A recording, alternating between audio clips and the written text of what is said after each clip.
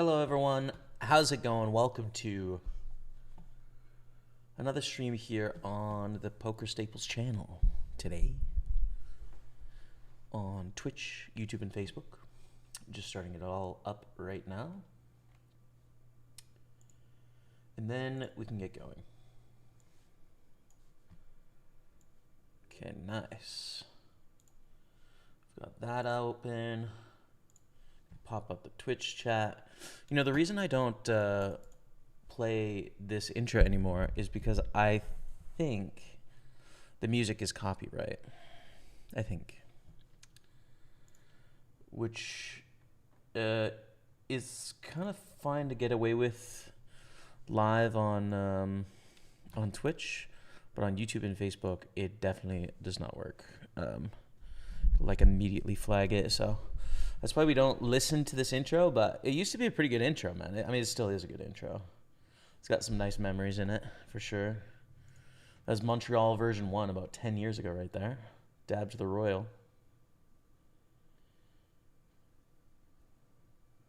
That is when we just moved here to Montreal second time. Used to have that shelf in the background for a short period of time. And that Canada hat, wow. That's brand new move as well, with the art behind. Do like that backdrop, to be fair. It's a nice backdrop.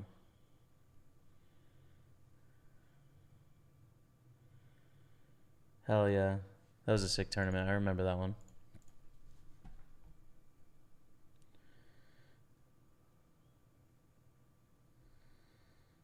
Boom. Straight. Boom. Send me the money, dude. Send me the money. All right. Excuse me. So we've played through that old intro. We can now go to the face cam. What's going on, chat? Welcome. Thanks for tuning in on this beautiful Sunday. I got a gift from Rebecca. It's a new hat. You guys like it? It says Blue Note on it, which is a jazz brand. I like listening to jazz sometimes, and I think it's a cool hat. So yeah, we're repping it today. And the hair's getting long too. I have on my to-do list next week to book a haircut. It's true. PGD in the building. Let's go. First non-bot. B-card and PGD. What's going on, PGD? Plan today. We're going to play some cards, man. We're going to play some poker. See if we can hone in and crush it. I want to try and be... There's this thing that happens with streaming, or it happens with me with streaming and talking about poker, is there's always this like pressure to be sort of fill the dead air, you know what I mean? Basically make it so that I can capture your attention as quick as possible so that I don't lose you, you know? Like that was, wow. Look at this, 6-7. Very topical. That was like the way streaming was when I first started and how I thought about it when I first started. That like every moment had to be filled. But I've been taking a little inspiration from this week. First of all, I found this account that I think is just so funny. Her name is Joy Human. One of Rebecca's favorites as well. And she speaks with a cadence that is so relaxed. And I've taken a bit of inspiration from that, actually. And I think about it in regards to content that I enjoy watching. And a lot of it is a lot slower. So I just wanted to try and be a little slower today with the way that I think through things, the way that I talk things. Put a little less pressure on myself and see how it goes. So that's kind of the plan. The normal high-stakes stuff, right? Or the highest stakes we have on Party Poker anyways. $320 mystery bounty. We're going to hop in right away. The 215 Big Sunday. We're currently in a phase, the 25-pound phase, into the final phase, into the Party Poker Tour, which is this December 11th to 19th. Is that? I always got to pull it up because I forget these dates here. Party Poker Tour. Make sure I got it right. It is in London this December. Got to book my travel this week. The 14th to the 21st, that's right. 14th to the 21st. So I'll be booking all of that right away. It's at Genting, Stratford, in the east, near the West Ham Stadium, and that's what's up. So we're gonna be doing that soon. But let's get going. So first of all, here, this is the 25. I don't know why it's purple. 25 into the final, into the full package for £1,000. And let's just get everything else, I guess. We'll just go in order.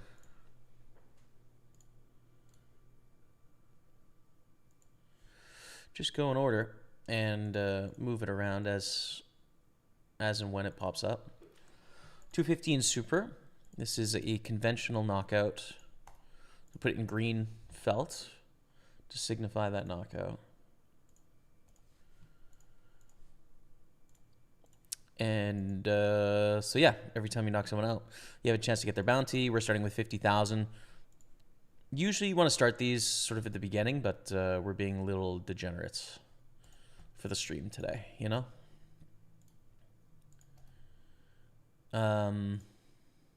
Okay. Next up, the 55 Masters. This is a freeze out. You just try and go as deep as you can in the tournament. There's no bounty incentive or anything. So that will be on table 3. Next up, the Big Sunday. This is also just a freeze out, so it's going to be in blue felt as well. So we got a couple friends of a stream here, Wasted Mace and Plek Plek on our table. Good luck, guys. Nice. Okay. And next up, the main bay, my favorite, 215 early mystery bounty. So the mystery bounty begins when registration ends. We're going to put that in gold. Same for the 55 version, which will be our final table. Oh, it's break time now. Okay. All right. In gold there as well, so... Good stuff. All right, sweet. 6 tables on the go. To kick off the stream, let's get it done. Much love and good luck, Matthew's brother. Hey, Jeremy Bird, thank you, man. I love seeing your comments when I post stuff. Calling me Matthew's brother, it's good memes. Steve Sutherland, good afternoon. How are things with you this week?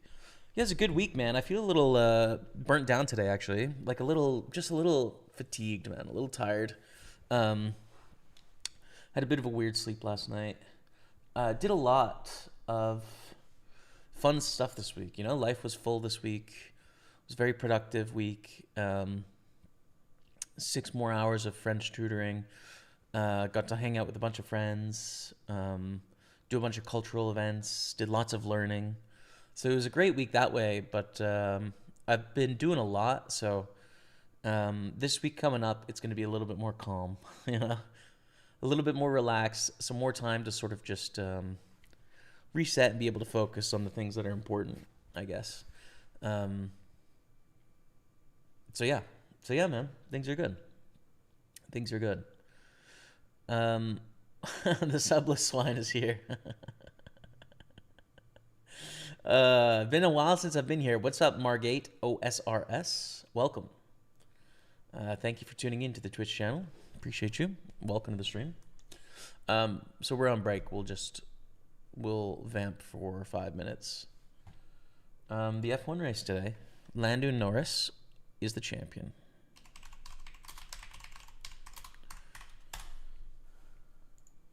I want to know the updated driver standings. 390 points for Lando, 366 for Oscar,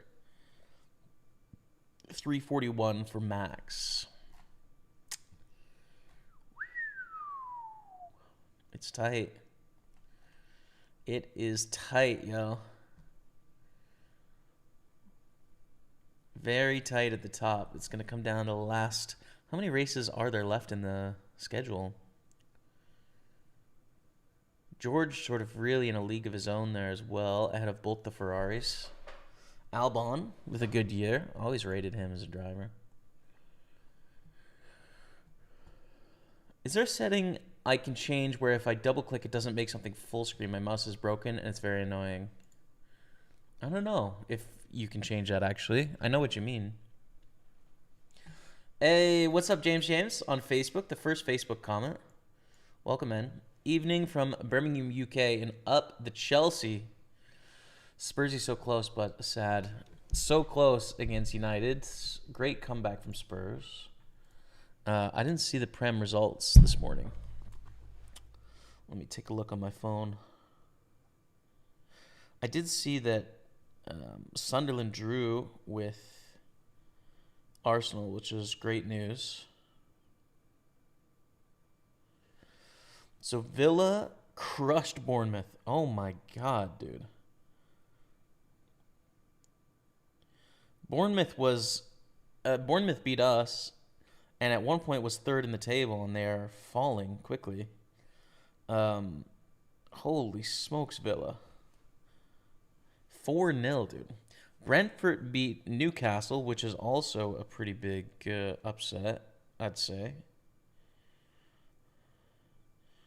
Wow. It seems like an upset anyways. Crystal Palace Brighton draw. About the most boring game I could imagine. Nottingham beat Leeds 3-1. Like to anti-sweat Nottingham at the moment, so that's not what I like to see. Would love Leeds to win that one. And then Man City crushed Liverpool. Wow. 3-0, dude. Man City in second place, Chelsea in third, Sunderland in fourth, Spurs tied with like 5 other teams in fifth. No one's running away from this thing, man. That's the thing. Like, this is such a weird football season so far compared to the last 8. Everything seems really close together. Okay, we're back in action in the satellite, and I'm going to shove. I say satellite, but it's not. It's not a satellite. It's a, fourth round into the satellite. So you take your chips through into the actual satellite tournament. It's gonna have some effect on, like, of course, how much we can go all in, how much we can call all ins, but less than in a conventional satellite for sure.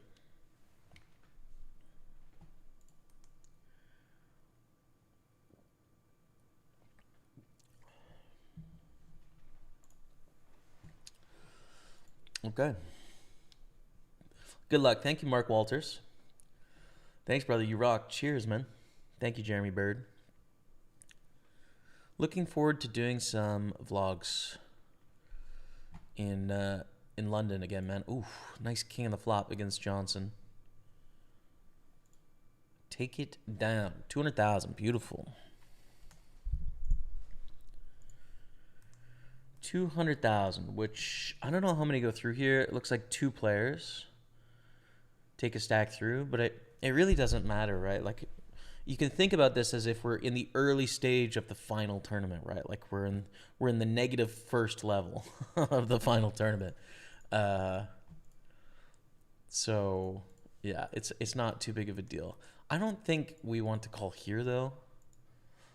If it was a cash game, we would definitely call here. I don't think we call. But close nonetheless. Okay. Another decent hand. If Johnson goes all in, we should go all in as well. If Joel goes all in, we should probably go all in as well. But when it folds to us, we shove.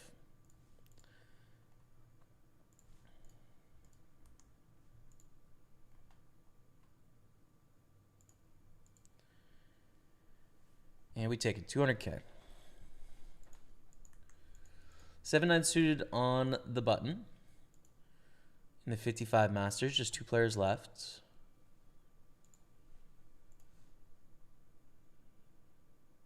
I think I had a different Twitch name last I was here. Margate OSRS. Could be true. What was your other Twitch name? I won't for sure remember, but I might. I'm better at remembering Twitch names than real names, that's for sure. We're going to bet here, just under half pot. with a pretty good flop for 7-9 of spades, right? An 8 gives us a straight, a spade gives us a flush. This is typically a board that GG Ostis will enjoy. They lead, which I think makes this a call. When we hit our hand, they're often going to continue betting. And when we don't hit our hand, they're often going to check. Not on this card, but on like an ace, on a king, on a queen, stuff like that.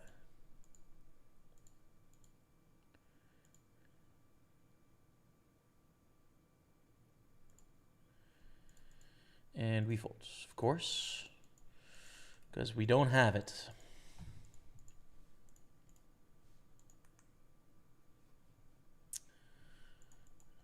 Okay.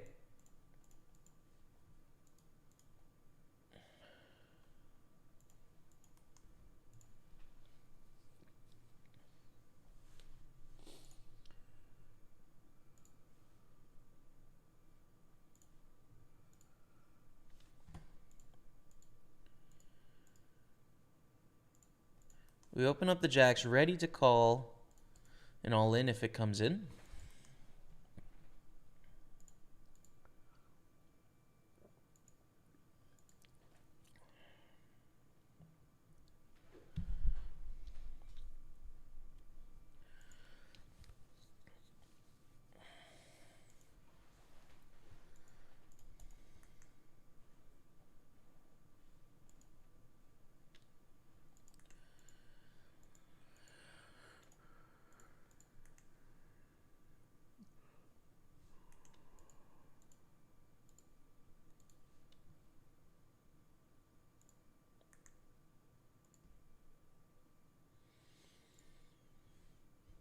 Raise 8-9 of clubs, get a call, and a jack 6-6 board.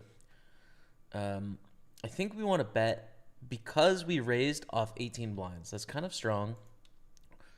We obviously don't hit this flop at all, right? It's a really bad flop for 8-9 of clubs. And they can check raise on this board with a bunch of stuff to bluff. But that said, I still think we probably want to bet here with 8-9 just because of how strong our range is in general, right?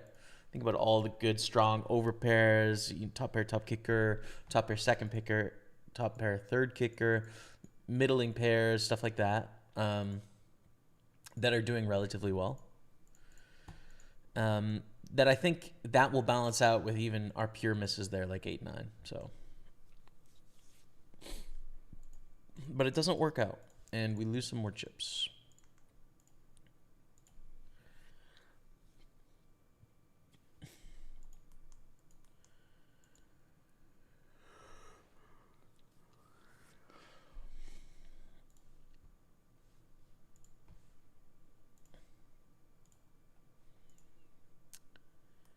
And I'm going to fold queen 5, which again, chip-wise, you in a cash game, if there was that much money in the pot, which there rarely is because there's an antes in most cash games.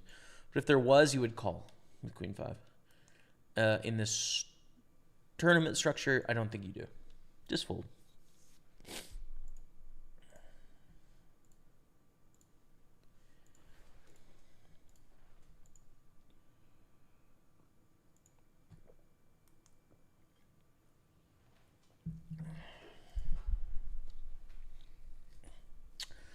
Hi all, good luck Jamie. Some be Dumby. Thanks man. Thank you for the good luck. I would appreciate it. It'd be nice if we could have another good result this week. Last week was like break even. The week before was a really profitable week. So let's see. Let's see what we do today. First of all, we're all in with ace-8 against the button raise. Is a really strong hand comparative to the average button raising hand. And there's a lot of money out there based on how little we have to risk, right? Like how short our stack is. That's kind of the thing with those moves is like, it's relative to what you're risking. If we had 100 blinds, well, it doesn't make a lot of sense to risk 100 blinds because the small amount of time that they actually have a better hand than a7, we're going to lose a lot. But when you have like 17 blinds, you're not losing that much in stack value when you lose, right? When you bust, your stack wasn't that deep. You weren't risking that many chips. So how it works in actuality, which I think is surprising to some people, if they haven't really sort of studied it or thought about it deeply, is that the shorter you are, the more profitable shove spots you have. It actually works counter to how people think, which is naturally you will gain more and more profitable spots the shorter you get. So you don't need to panic or freak out often. You just the frequency increases to where you get a spot at some point, you know. We've got a big resub from an absolute legend, Poop34. And fam, hey man, thank you so much, Poop34, for your 120-month resub. Get some love in the chat for your boy Poop34 and family. Always love and appreciate you guys, man. Thank you. 120 months, you know what that is in years. It's been a pleasure. That is a decade. That is 10 years, dude, that you've been watching this show. 10 years, man. We've been through a decade together. A lot has changed, man. A lot has changed, hasn't it? A lot has stayed the same, of course, but a lot has changed, too. It's a pleasure to have you here, man. Thank you, Poop34. Appreciate you. My outlook has definitely changed over that time. And your life has changed, of course. You have kids in college now, you know. And when you first got here, they were just young boys, you know. It's crazy.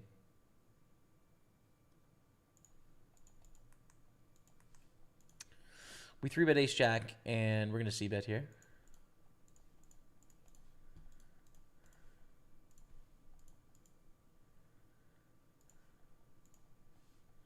Against Sir Ben, who calls.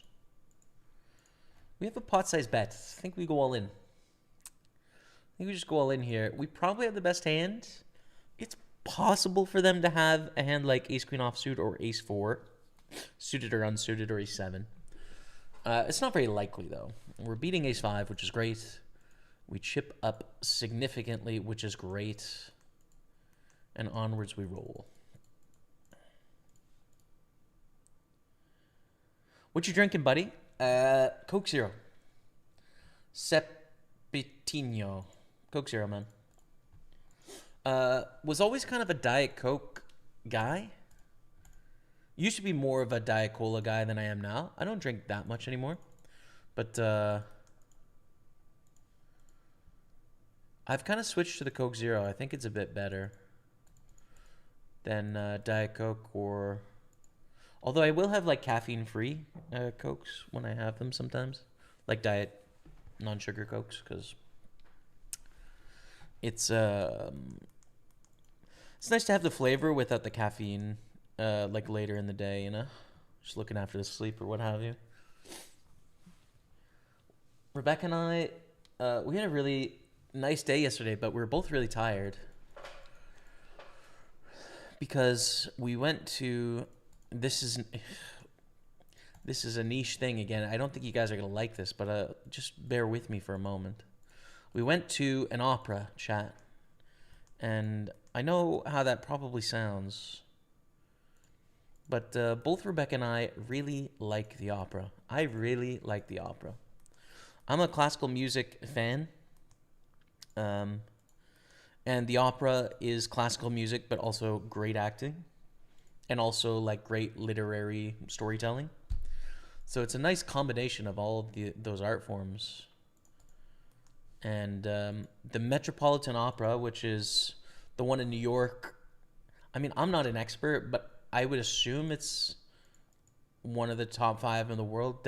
Could be the best in the world, but I don't know enough.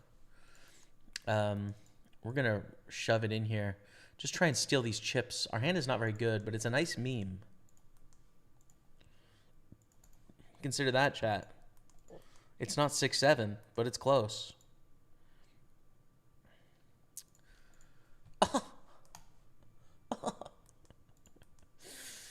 Oh, from millennial to Gen Z, 6'9" to 6'7".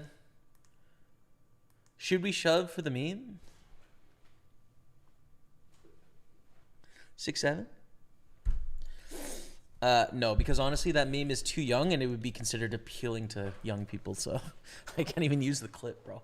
Can't even use the clip. It's not safe. Anyways, Metropolitan Opera, like 8 or 9 times a year, does a show where they broadcast the opera around the world to theaters. And it's really around the world. You can very likely watch it in your local theater. And they do such a great job. The production is really high quality. Like, think of like NFL broadcasts, right? Like it's that high quality of sort of production. And it's just great. So we go to that often when we're in a place where we can and watch. And yesterday was La Boheme by the composer Puccini. And it's a beautiful story, a tragic tale. Had a great time. That's at 1:00 in the afternoon. So, we woke up, walked up the hill from where we live in the cold, went to the opera, which is 3 hours and 40 minutes with 2 intermissions. Walked home. We're just tired, bro. I was tired, man. So we went to bed at like 9. Couldn't make it through the night, chat. This is where I was trying to go with this story. I couldn't make it through the night. I woke up about 1 in the morning, and my body's like, is it morning?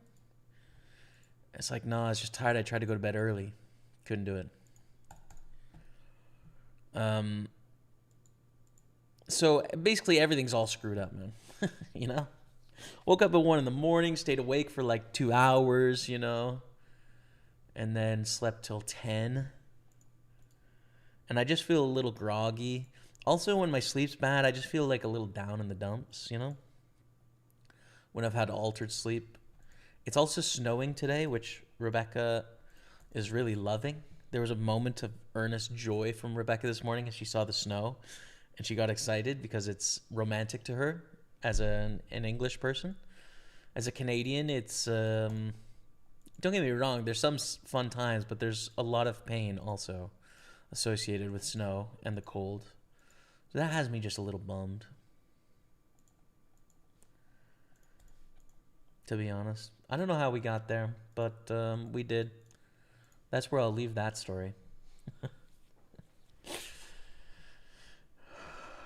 Get the job done tonight, sir. Thank you, Highlander. As always, man. Appreciate seeing you here.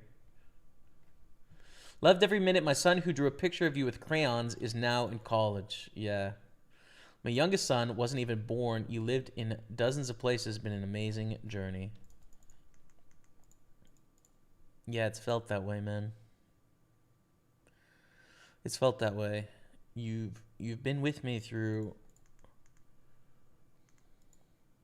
a lot of stages of life for myself personally, Definitely. Not quite going to open a 6-year.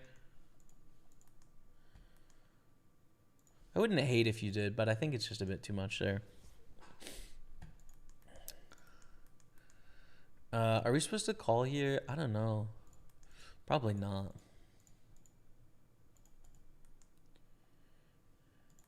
This is nice hand, though.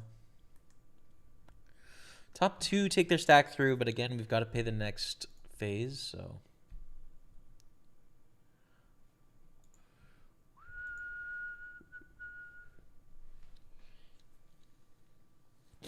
Lovely. Let's go. 190,000.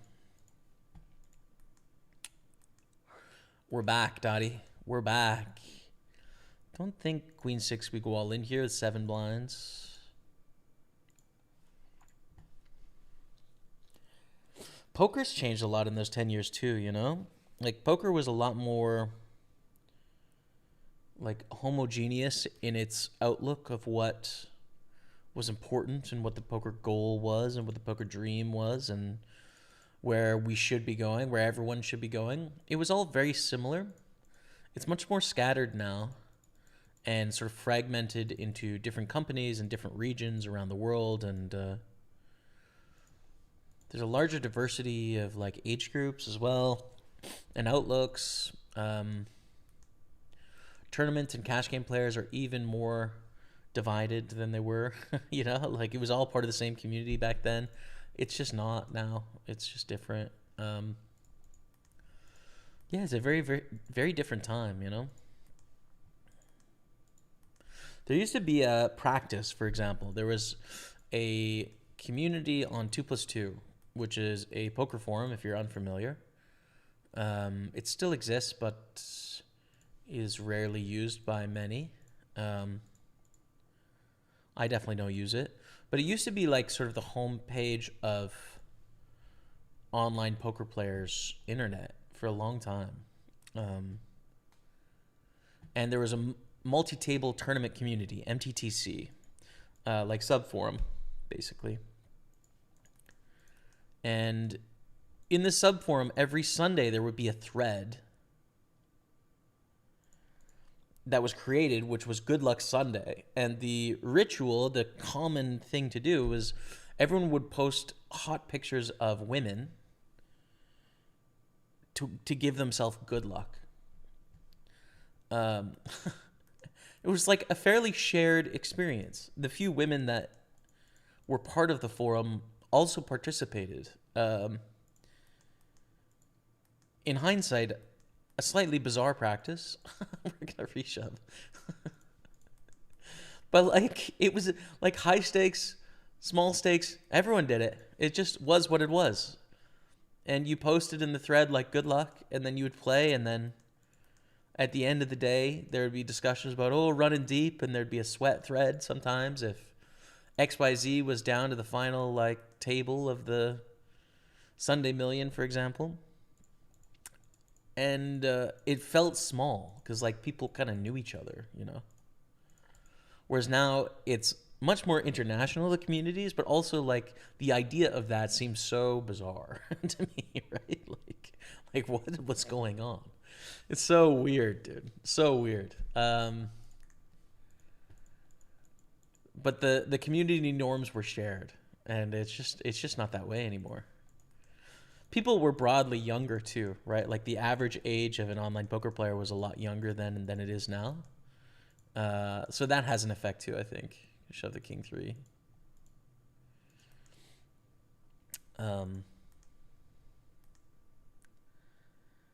Yeah. Bizarre, dude. Frankly bizarre. Oh no. Oh no. No. Okay, we got to go through this. Someone let me know when Jaime done blabbing about Oprah. Okay, well, I wasn't talking about Oprah. Yeah, let's try and introduce here. I think is good. Thank you to you and B-Car for the micro tickets for last week's stream. Yeah, man. B-Car's been giving away a bunch of tickets, so keep your eyes peeled, chat. Got the $11 in 2 hours, and at the moment I'm playing the $1 trying to build my bankroll. Good luck, brother. Ace King against Ace 10. We have induced the trap, but it hasn't paid off for us because that is a 10. Ayah. We are out of that one. GG. That's okay. We'll have other opportunities to play stuff. Don't worry. Did you see the basketball game where the team had 66 points, and when they hit a free throw, the kids in the crowd went nuts doing 6-7? I didn't see that, dude. I didn't see that, but that's hilarious. I really wish I would have seen that. That sounds funny. Okay, let's get another this Party Poker Tour path, the one we just busted in third. Let's try again. So we're going to continuation bet with our flush draw.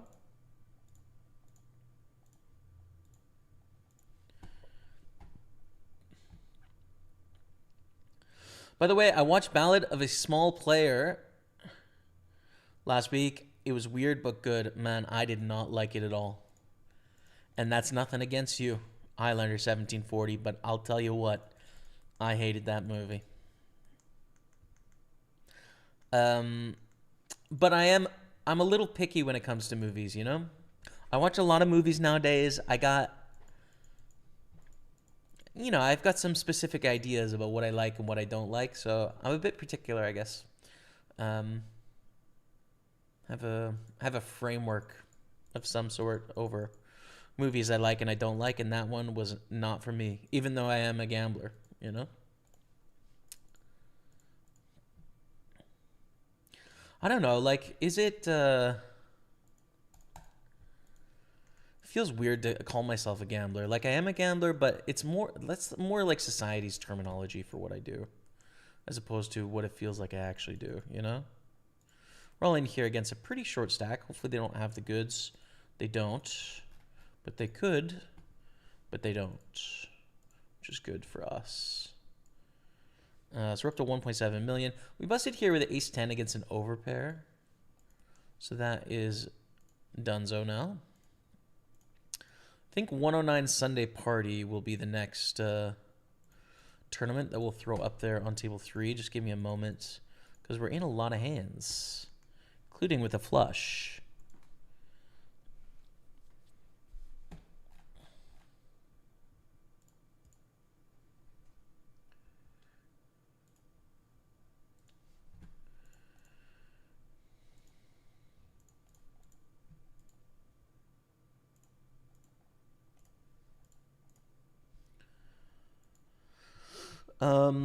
Hey Jamie, GG Poker is soon to be played in Denmark. I remember you had some thoughts in regards to GG. What were they? So I would say, first of all, there's a lot of people around the world that have very limited options of where they can play poker. I'm not going to be judgmental of your choice to play if you have limited options, but I'm not a fan of the direction that GG is leading poker, and that it seems from my perspective that GG is leading poker towards sort of like an recreational entertainment sphere, and sort of is not interested in the competitive side of poker. They're more interested in making it accessible for people that would like to gamble in the same way that they like to gamble on blackjack or slot machines, right? And that's not the part of poker that got me interested in poker, right? Like the thing that makes poker interesting is the human versus human competition. And if the rake is such and the structure of games is such that no one can win, both players are guaranteed to lose, just one can lose less, then the game ceases to be interesting to me. And a lot of the direction of the leadership of the company seems to be related to that practice of just, trying to run it effectively as a financial company. And it's like, well, let's just increase margins, let's increase revenues. And the way they're choosing to do that is by driving down winners' take from the ecosystem, which can be successful with their goals. I just don't like their goals. It's not what I'm interested in. No, I'm not saying that other companies wouldn't do the same thing in their position, right? Like, I understand why they're making the decision they're making. Just as a consumer, it's not something I like, or I want to support. Again, easy for me to say. I'm sponsored by PartyPoker, right? It's a competitor to GG Poker, so it's easy for me to dislike their direction. I have every incentive in the world to do so, but genuinely, I don't think it's good for the game.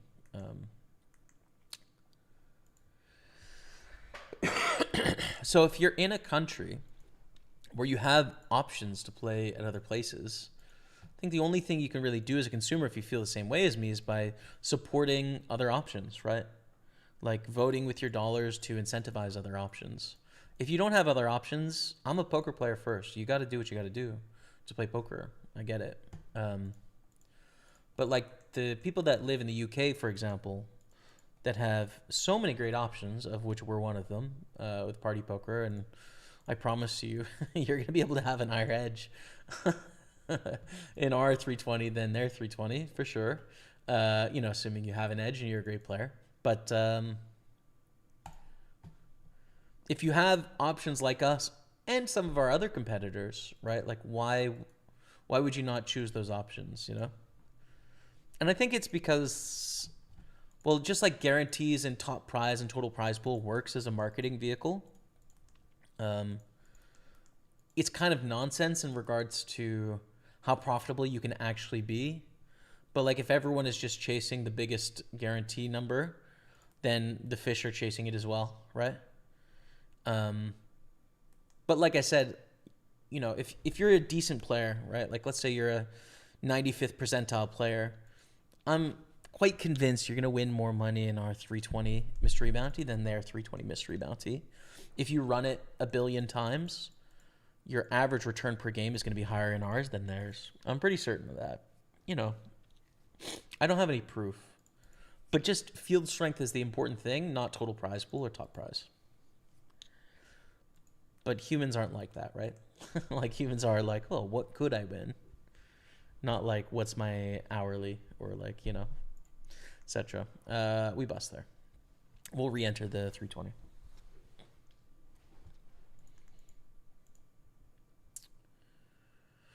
Check back is actually good here, I think, with ace 10, so.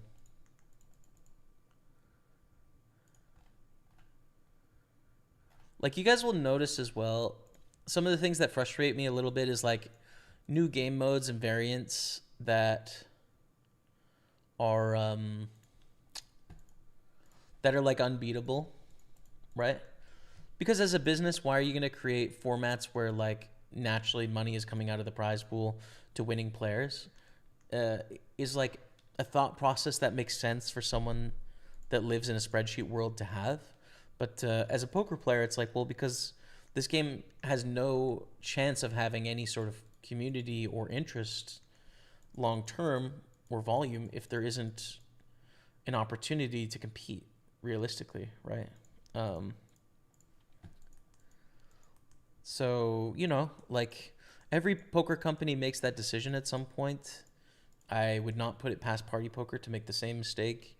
I think various companies do regularly, where they release new formats and try and sort of like carve out like just a fish pool essentially by making it unbeatable.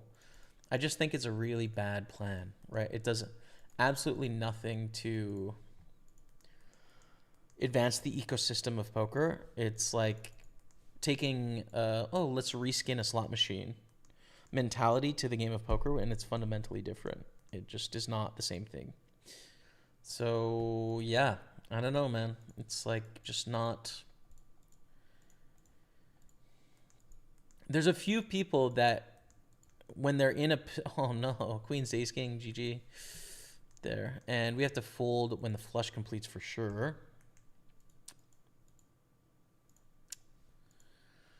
Sometimes you can get some really special people in a position of power and they have like a lot of vision as to how they want to do things, and they can do good things that are good for players and exciting and interesting. And sometimes you can find things that are mutually beneficial to both the company's bottom line and recreational poker players and professional poker players or regular poker players. Like regular, I mean as in like spend a lot of time on it. But to find those synergies is difficult, and you need someone with like a lot of bravado to be able to make those calls when there's just easier ways to make the numbers on the spreadsheet go the right way. You know, the health of the game be damned. But of course, to us poker players, like that's all we care about is like the game of poker. You know, like that's why we're here. So I don't know if any of that made sense, but some honest thoughts on it.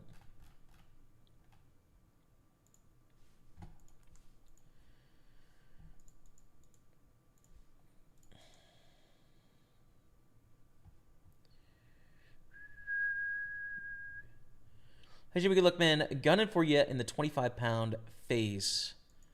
Callum, did you just bust me, bro? Or did I just bust you? I feel like I just got it all in. You just got me, Callum. Damn it, bro. Not now.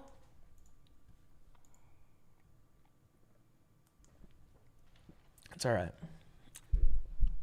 Why did you hate the movie? Ballad of a Small Player. I'm particular when it comes to like art stuff, dude. To be honest, I've spent a lot of time on it the last couple of years. I've got some strong feelings on good art slash bad art, which is generally like just commercial stuff, you know, or stuff that's going for like easy points. And Ballad of a Small Player, to me, that movie really was like making use the archetype of what Macau they think Macau is, right? Of like, here's this high stakes gambling scene. They use the archetype of that and put it in the movie because it plays with an audience, right? Like they'll see it and that's what they think of when they think of high stakes gambling, but of course it's not true.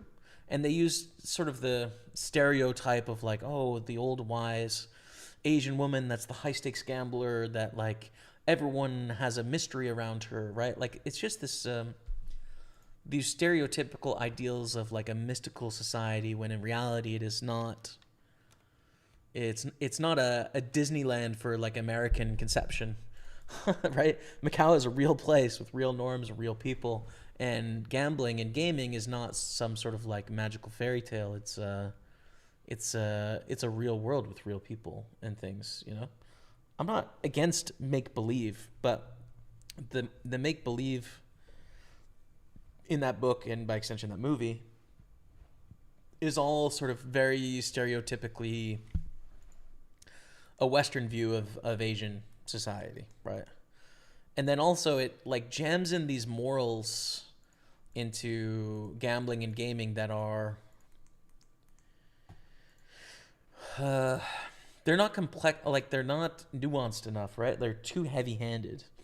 You know, it has the story of like the problem gambler and like and suicide and you know valid things to talk about and discuss, relevant, sure, but the way they do it is sort of to advance this plot to allow for there to be a story of someone that goes on a run to get out of trouble, but they needed to do it with this sort of like moral sensibility of like this is bad. And it feels a bit like someone is holding my hand through a moral tale and I'm about 9 years old, right? Like I'm old enough and mature enough to conceptualize that, you know, good things can have good results. Good things can have bad results. Bad things can have good results. Bad things can have bad results. And then also that there's all sorts of layers in between and things aren't just good and bad. There's layers of gray and aspects of both in everything. So yeah, it's just,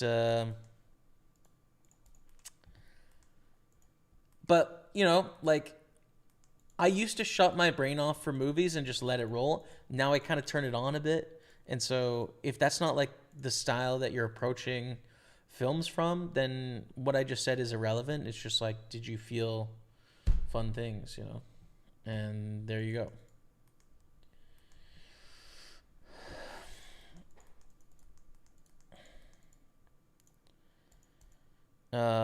Gonna rejam 10-9 of diamonds.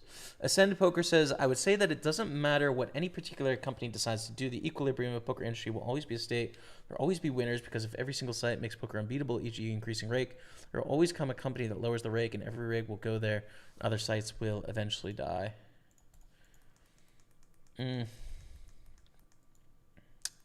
want that to be true. I don't think it's true. I want that to be true, and I think there is like some market forces in place where it will balance and that people will search out, for example, the best rake back is like a way that professionals search out like the best opportunity for them to play. But I think there's some structural difficulties, right? In that, like when the poker site is using marketing and the poker industry is using marketing to push all of its new players into a certain player pool, and that player pool or that game is unbeatable, like all of the new goes into this other area that isn't feeding the old, right? So I would say like I 25% agree with you that like market forces will allow some things to balance, but I think there's some structural problems that make it not a truly free market because, you know, poker sites use the marketing dollars. They set up the funnels as to where new players go, create all the incentives for where their old players go, their high value players go, right? Like all of that is under the control of the operator.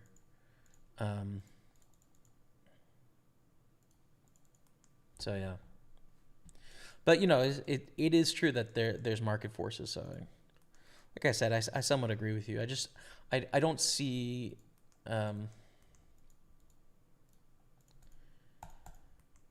You know, like you need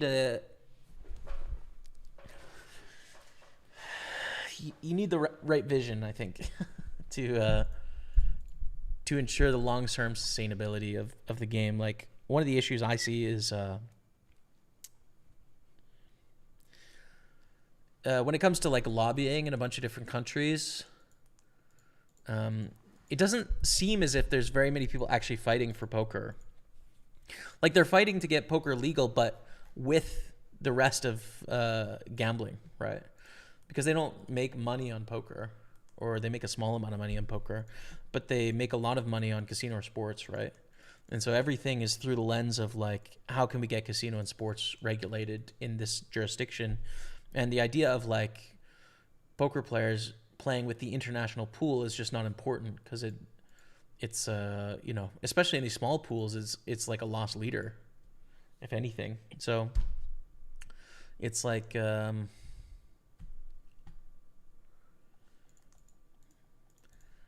yeah, I'm not optimistic that way. But then, you know, to like toot our own horn a little bit, you look at what we've done with the Party Poker Tour this year. If you guys have attended any of the series, and some of the people in the chat can attest, like the vibes are really good for the Party Poker tour, you know? It's been really fun, and people have enjoyed the online aspect of qualifying and moving through the levels and winning a package. People have enjoyed the experience while playing. It feels good, man. It feels fresh. It feels fun. It feels like everyone's having a good time. We've sort of created a sense of community out of this tour. And I hope that continues into the future. And I think it will, you know? So there is these moments of like doing things good that feel right. But then there's a lot of poker that isn't that way. And so, yeah.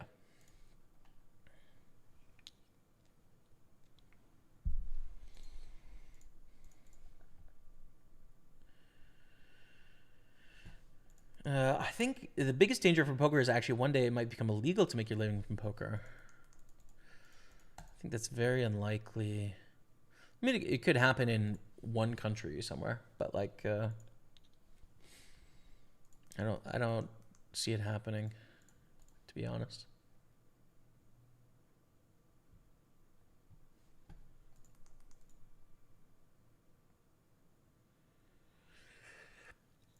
Call the check raise here and then play the turn.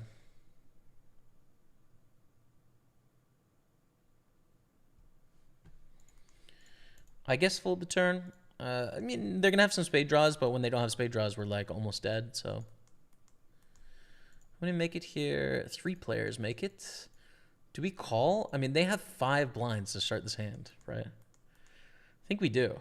I think we do call. Then we stop and go. It's great if we can get them to fold ace high here. Not that I think they will, but, you know. Oh, no. Spade's not good enough. Okay, we're going to reshove king, queen.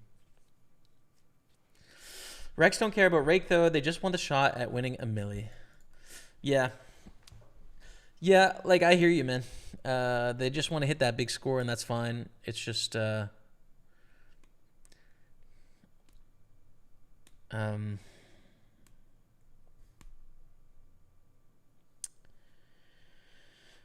like if you don't facilitate this community of like being able to compete through poker, it's just not interesting anymore, I don't think, you know. But you know, there is companies that are trying to just create that, right? Like create the biggest lotto where you have some autonomy over whether you lose 20% long term or 10% long term. It just is so uninteresting, I guess.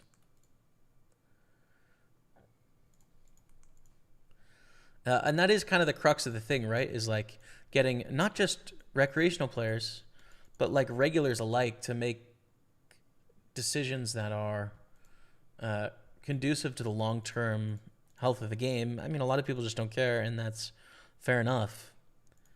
I think about this too because, again, it's really easy for me to care because this is my business, first. Second, I don't need the income. Like short term, long term I do. This is still my job. But like short term, I don't need it. So it's really easy for me to take a principled stance when I'm not relying on it. Whereas it's a lot harder for some other people. So yeah, man. Hey, let's go to 300,000. Beauty. No regs, no games run. That's why the poker sites needs regs. Yeah, maybe. Good luck, brother. Let's get it. Thanks, Pete.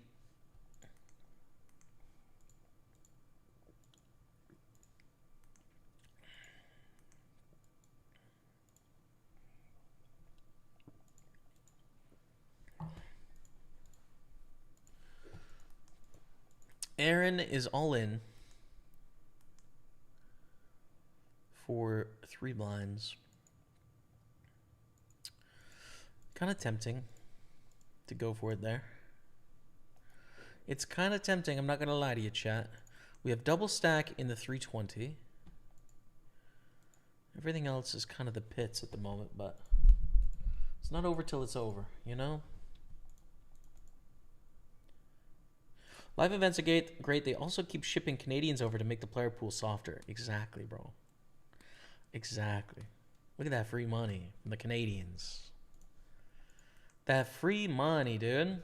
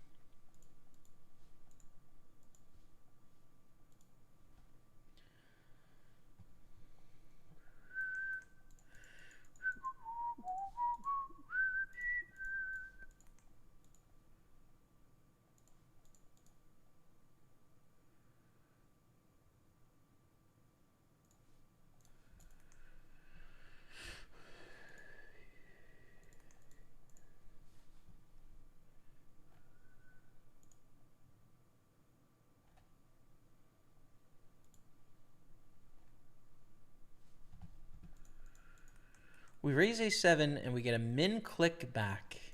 A min re-raise, and let's make him pay for it. Flop a flush draw.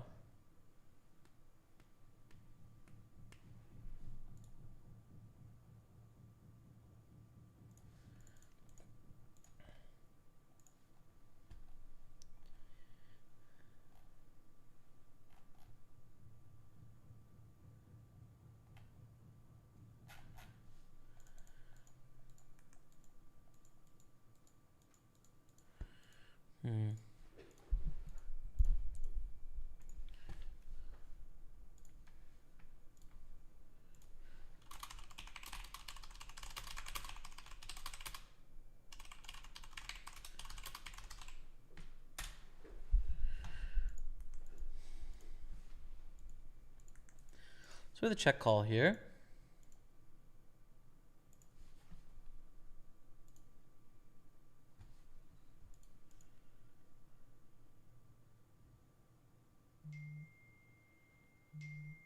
Sorry. Mute my phone.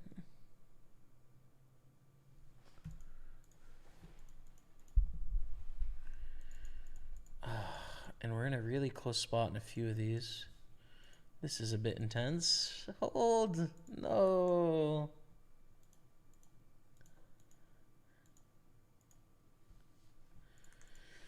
This makes this a really easy hand to play, I think. Well, it was easy.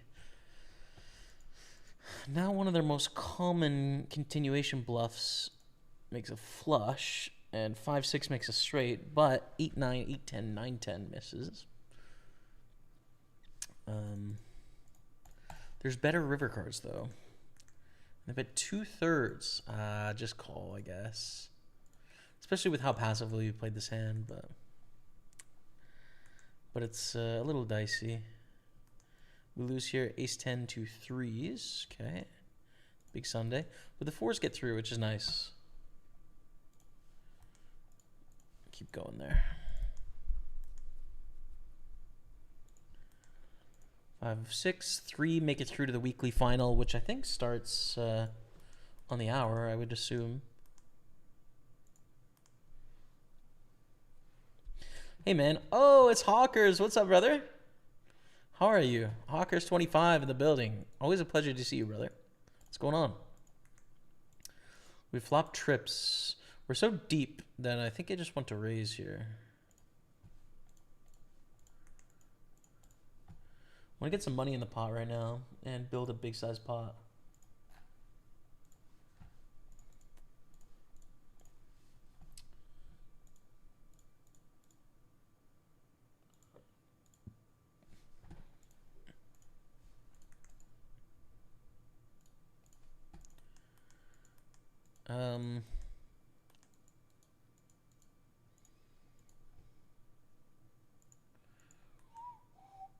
Speaking from the perspective of a cash game reg, cash games you have 10 tables, but in those 10 tables you have 5 regs, 1 fish.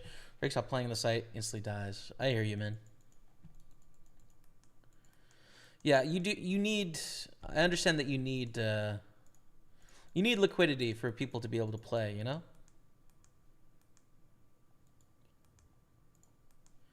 Ace-5 against 6-9 hold. No, dude. Yeah, we can't hold a hand here today, chat. Really bad start for us, sadly.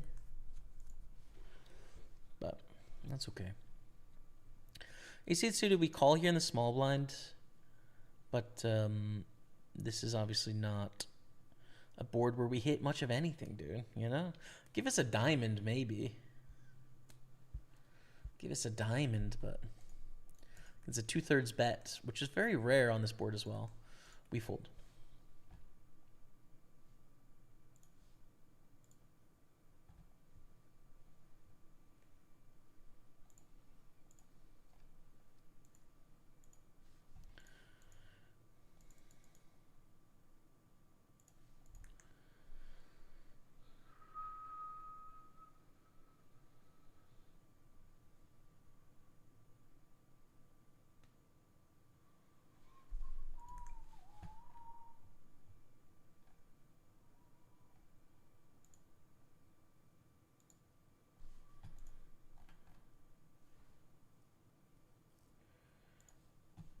Let's 3-bet the King 10 suited. Hey, Jamie, what do you think is an acceptable rake for a live tourney? Major player in Oz's APL, they rake min 10% on bigger buy-in games, but their mid-level games, 300 to 800, rake 22.5%. They held a 750 field, 450 main, took more rake than first place. Live poker is difficult because the costs are really high of running stuff, you know? So it is just expensive to pay dealers and have stuff at a venue. Like, it's challenging. It's not so challenging when the stakes are big. When the stakes are small, you know, when you're running like $100 tournament, it's like, how do you make that economically work? So yeah, I don't know. Like, I think market forces are good with that, where like there's competition to sort of drive prices down if at all possible. But I don't really have a view of like, this is too much, you know? It's more like this is worth it or this isn't worth it. And so, for example, with me, like when I was looking a few years ago at the tournaments going on at Playground Poker, I would just pull up the structure sheet and see what the rake was on like the 1Ks, for example, right? Or like the nightly 600s. And see if like, oh, okay, this is like an 18% rake, or this is a 25% rake, or this is a 12% rake. And I would just make my decision based on that, you know? And so that's kind of what I would do. I don't really believe in the idea of like an acceptable rake because it just, when it comes to the live arena like that, because of the cost associated. You know? It's a little different online when the software is created and the infrastructure has costs, but, you know, the cost central to running the tournament is extremely low, whereas live you have like a lot of costs. So hope you're doing good. I'm good. Going to Las Vegas because of work in January, so it should be good. Beautiful, man. You gonna play some cards or what? California, March to May. Let's go, Hawkers. Beautiful time to be in southern West Coast as well. Nice and warm and just happy vibes, dude. So enjoy it. Hopefully you do well on the felt if you get any time, of course. If you get any time, which was not a given. So 1.5 stacks here, double stack in the 320 with the early mystery bounty that has begun. We've lost a 900 bounty. But the average bounty is $243, so pretty decent.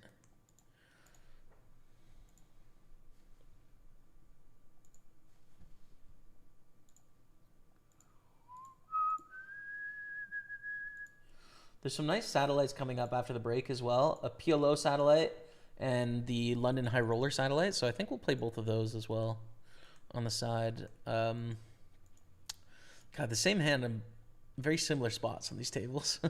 Fold.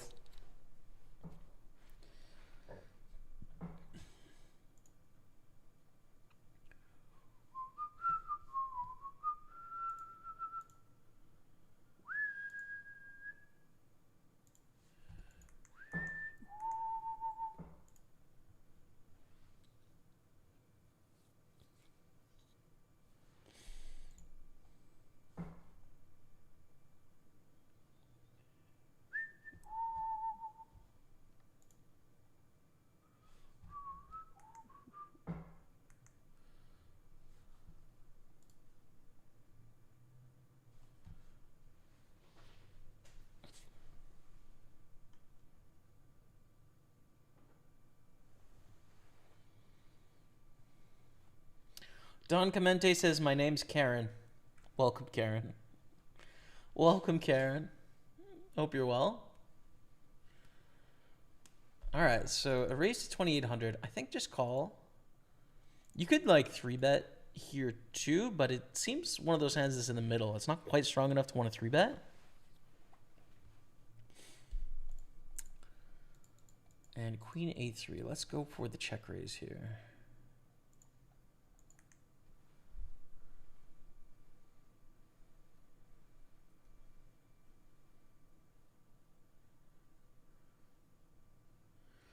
Get a call. 5 on the turn. Total brick for us. We do want to continue sometimes.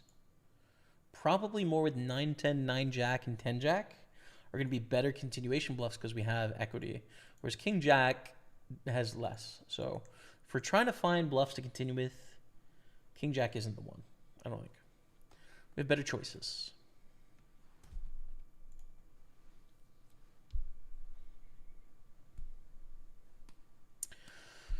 And we're going to go on a quick break. So let me play you 5 minutes of highlights from a recent highlight. And I'll be back in a few minutes, okay? Pokerstaples on Twitch, YouTube, and Facebook. Queen or jack? That's a queen. Nice. Okay. In the money, 87.50 bounty coming our way. Unlucky for our opponent, but I just think we have to gamble there, man. We call against La Belle Brique. La Belle Brique. C'est français. Ooh. Wow. The most relevant part is like, how are we doing against this opponent, right? That's the most relevant part of this. And 7s is actually a flat, crazily enough. I mean, if we're in early position, we've already folded here, right? But we're on the button versus the small blind versus the big blind in a bounty. And I think they're going to shove a lot worse than ace queen.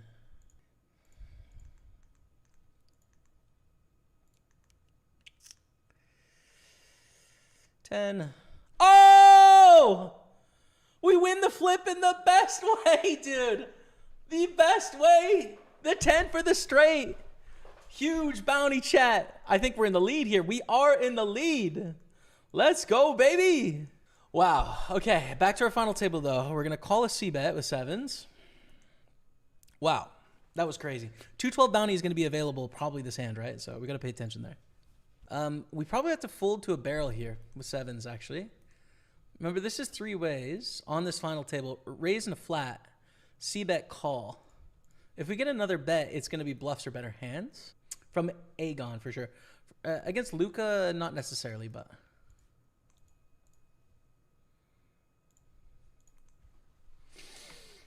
Call it, Luca! Or raise it with fives. How about that? Open from Yellowstone. This bounty's in play. We should call with, you know, this is a hunk of junk, but...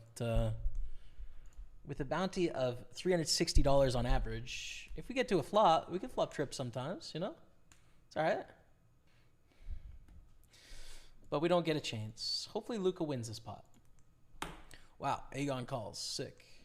Three-way all-in, aces, jacks, king, queen, deuce, 7. I'm pretty sure educate yourself is the deepest stack here, no? Is that a triple bounty? I think it is. All right, 273. Let's just keep the 1K bounty, and then there's 4 of us with a 1K bounty out there, you know?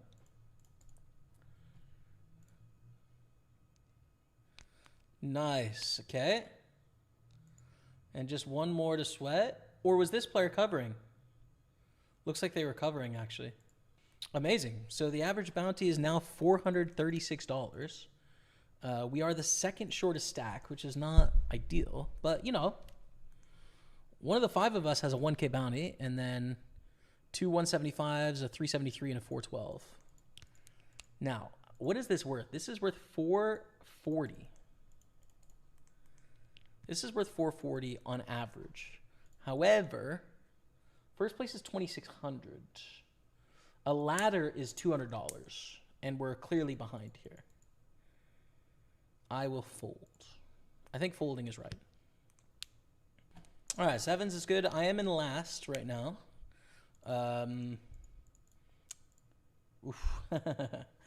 Well, I was really looking forward to a reshove because calling here puts me at, what, 600, which actually doesn't change my standing at all.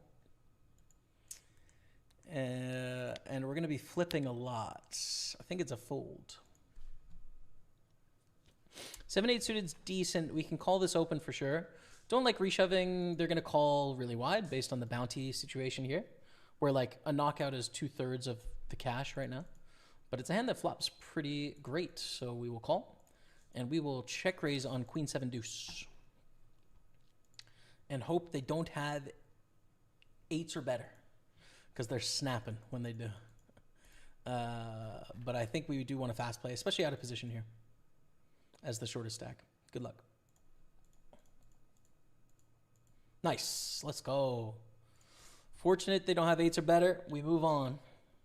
Going to be a reshove here with ace-8 suited, 17 blinds deep against a button open, or if it folds to us, just an open jam. Hello, chat. Thank you for being here. Hope you're well. Let's continue on our journey. Let's get it going. I don't know if you have much time, how much time I'll get off. Should be good. Be there for an exercise called Red Flag, if you ever heard of it. I haven't, no. It's an air combat training exercise between allied nations. Very cool. Nice. Let me Google it. Never heard of it.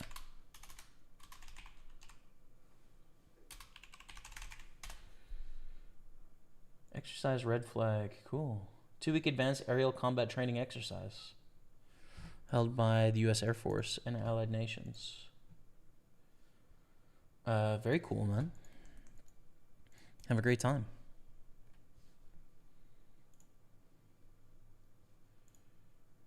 Okay.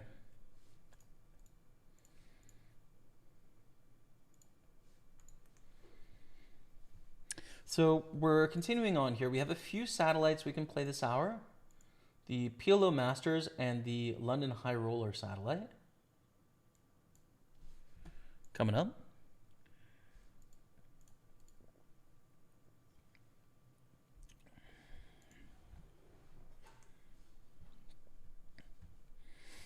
And thank you all for your time today. I feel a little bummed today, man. I think it's just the weather, dude, to be honest. Just snowy, like freezing, rainy, snowy, low clouds, gray outside. It's getting dark already. I don't like days like that. They have them in the UK often, but the thing is, with UK, it's sort of every day, so you just get into that zone of like, oh, and it feels almost like cozy in some way. Whereas here, you do have the contrast of like sunny, blue sky days.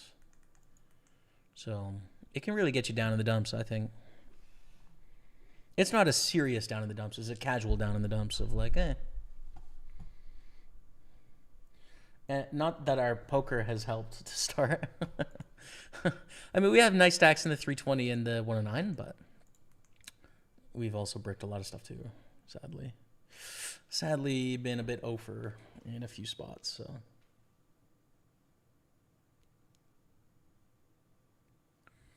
It happens at times. Ace Queen. Against an under the gun raise with a 75 bounty, I think we'll be going for this. There was a min bounty on this table as well, so keep that in mind.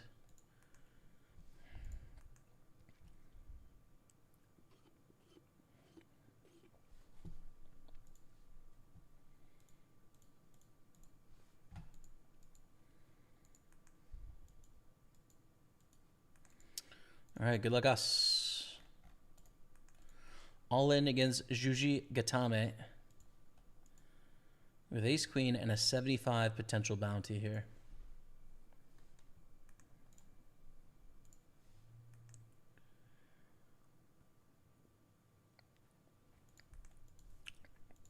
Nice.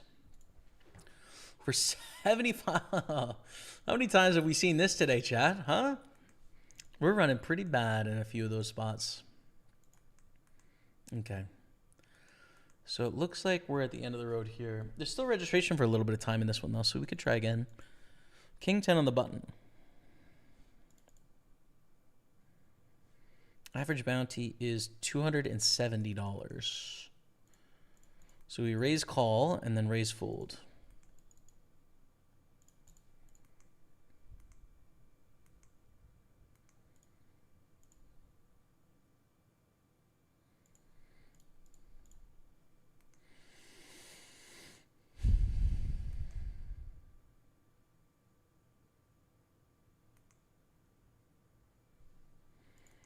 I think we gamble here, dude. Just this bounty is worth so much. We're a long way away from the money here as well.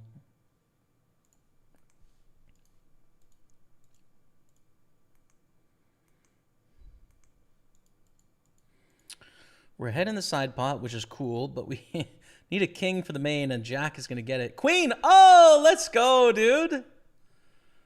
We win the fun way. In the side pot, we win the whole thing. $75. So it's the min bounty, but we pick up some nice chips there, which is sweet. Could have been the top one, dude. Why not just 1,800? Why not 1,800 for us, man?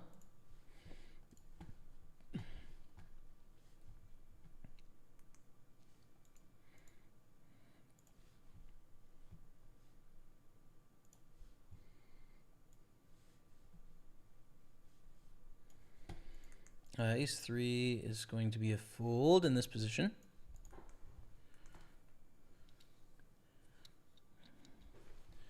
Both these satellites we're going to fire, but let's start with the high roller one first. And put that on table 6.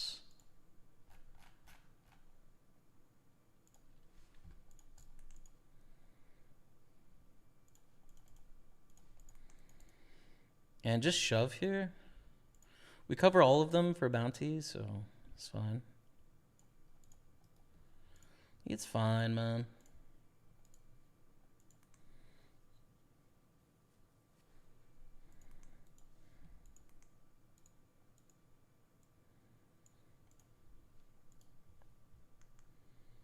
So here we go. Let's just get the lobby open. Because I think we're at 9, so it's got to rebalance our tables here.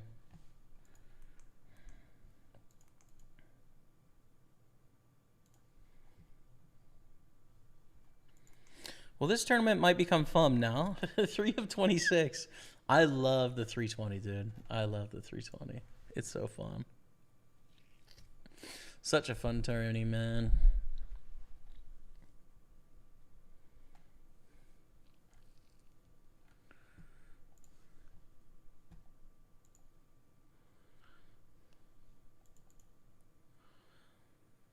Can't do it with 8 deuce, but anti-Z doubles up.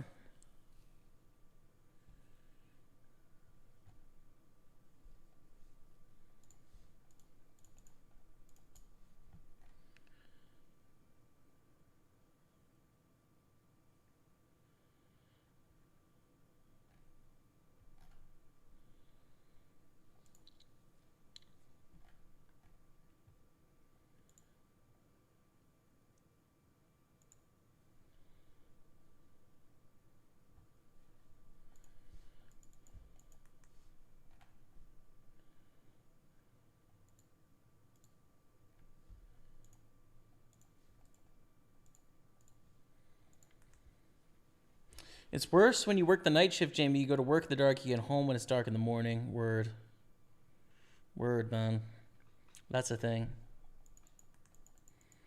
I used to remember that with school. Going to school in the dark, coming home in the dark. But yeah, it's a bit painful. Let's see that. Oh no, Twilight of the Beer Gods. What's up, Rob? We were just talking about the tour, man. Good to see you here. What's happening? We just sucked out majorly in the 320. So today was looking kind of bad. I started after the F1 race today, and it was a really bad start. But now we've got hope, so it's all good. How's your session going if you're playing today, Rob? I feel like that one with the Ace Queen versus Ace Jack is my fault since I started watching you just as you go all in. Don't blame yourself, bro. It's all right. It's okay. It's happened a few times today, yeah. Like, we've just busted a few satellites as well. We stone bubbled into the final phase of the Party Poker Tour Sati. But we'll try and do well in the high roller one here. It's a really big bet from Thomas. I'm going to jam, because again, like, the bounty is worth $285 on average. So for a stack, but an average bounty of $285, I think it's fine to just gamble it up, you know?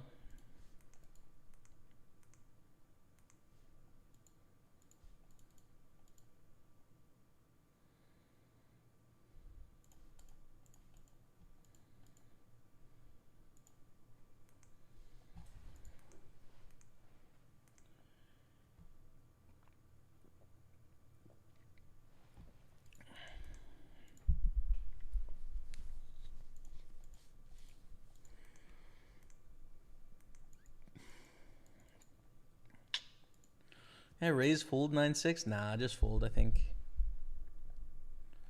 Just fold.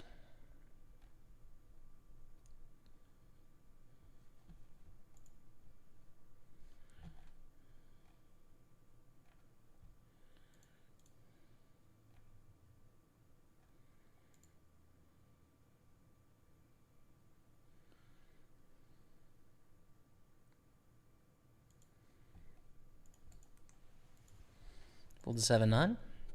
Ace Queen is beauty in the high roller satellite. So let's raise, and definitely can play against a 3-bet. I don't know if we want to get it all in pre-flop. Like, you could, but you can also call a squeeze or 3-bet too. Both work fine. Oof, that's such a big squeeze. 12 blinds from Drew. Oh my god. Call, I guess. I don't really want to get it all in against the sizing. I'm pretty worried about Ace King, but I don't know if I can be worried enough here to fold to just a squeeze. Seems like a mistake. I know we play this flop based on sizings, you know? In the 320, though, we have a potential bounty in play here.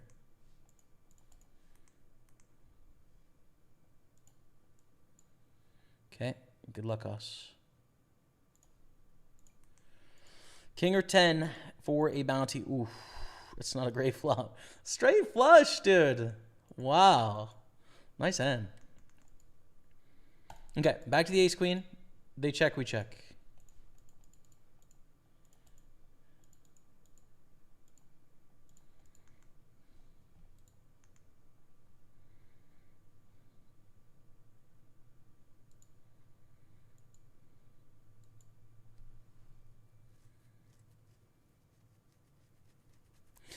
I'll fold, I guess.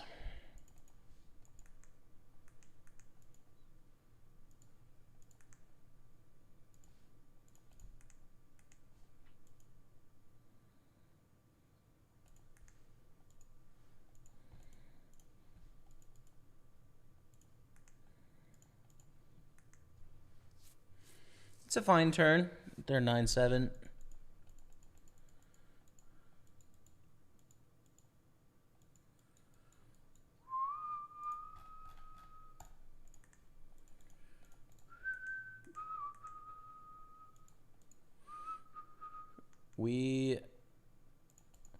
Do we suck? Maybe.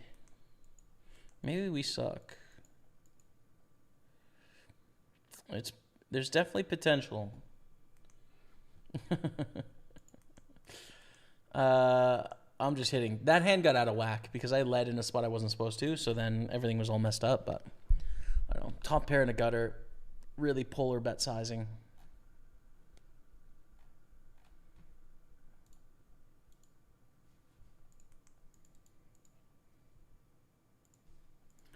Let's go back to our 320 table. On our 4x starting stack, there's still the top 2 bounties out there. Average bounty is $292. We got Wasted Mace, friend of the stream, on our table.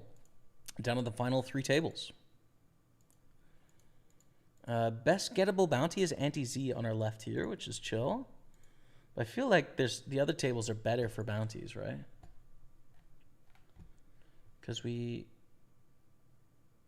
a lot of 100K-ish kind of stacks going on. Well played the 9-7 off in the 109. Oh, thanks, man. Is this Jogado? I think this is you. Yes, this is you. Cheers. Hey, man. Always a sign of strength when you win a hand and then you berate the loser of the hand. Always a sign of well, shall we say a well-adjusted individual?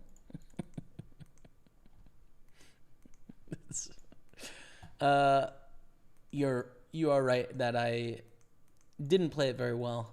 But the problem was I led, I think. I led in a spot where I'm not supposed to lead at all. Just because I thought I was under the gun for some reason. And we suffer the consequences, man. You know? Day was good. Chilled out with the kids at home as Christina wasn't so well. Oh, I'm sorry to hear that, man. It is going around, isn't it? A lot of people are under the weather a bit. And that fall, early winter stuff, man. I hope she feels better soon and hope the kids are good and see you soon, brother. Must go. Good luck, buddy. Goodbye, folks. Sumby Dumby. Cheers, man. Thanks for hanging out. I'm buzzing for London. Been thinking about who it would be best to get dressed up as Santa by the wheel. Oh, my God. Oh, that's funny, dude. That is funny. Man, who should it be? Who should it be by the wheel in the Santa suit? That's pretty funny. I'd definitely be down, but I don't have the preparation. I've got to play cards. That's funny, dude. I'd like to sweat a little bit. At this tour stop, I want to put in an hour session at the wheel. Is that allowed? Can I sit by the wheel as people come to spin the prize? I want to do that. Steel wheel, damn, right? Straight flush. So sick. We're all in with ace jack with like 4 blinds.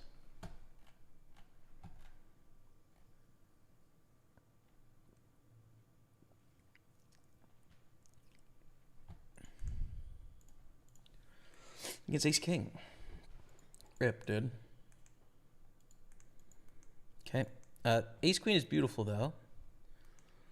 In this mystery bounty, we still have the top 2 bounties out there. I'm going to re-enter the 109 Sunday party.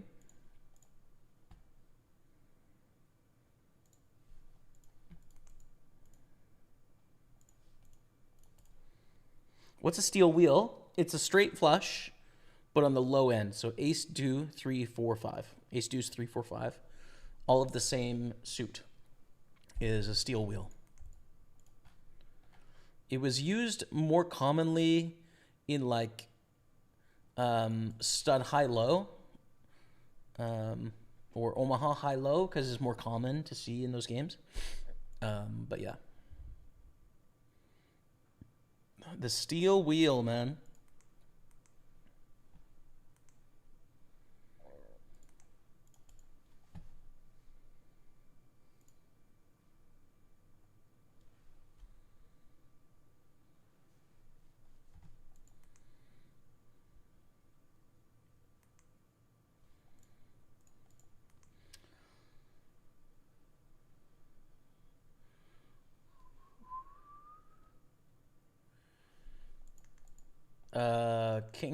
King 9. I just had a crazy memory come back. Chat, what would you do in this scenario? Right? I mean, there's nothing for me to do. It's more just funny. So I went to the opera with Rebecca yesterday in theaters, right? And there was some drama. There was some drama from the back of the theater. You've got to think in the theater, dude, there's no one young, right? The youngest person next to us is like 60 years old. Is the youngest. Right? Everyone's got gray hair. But there was a little drama in that someone's phone went off. Actually, a couple times the phone went off. Different people's phone, because, you know, boomers and tech or whatever. And then some of the other women were like, shh. And apparently, she said, turn your phone off. And this woman said, fuck off. Whoa! It's so funny when older people get angry at each other and fight. I don't know why it is, but it just is, dude. It just is funny. And so this woman was telling this older gentleman as well about what happened as we're going to call off here. Oh, wasted mace. We need to hold, dude. It's for a bounty. And yours is going to be the $1,800 one. Please.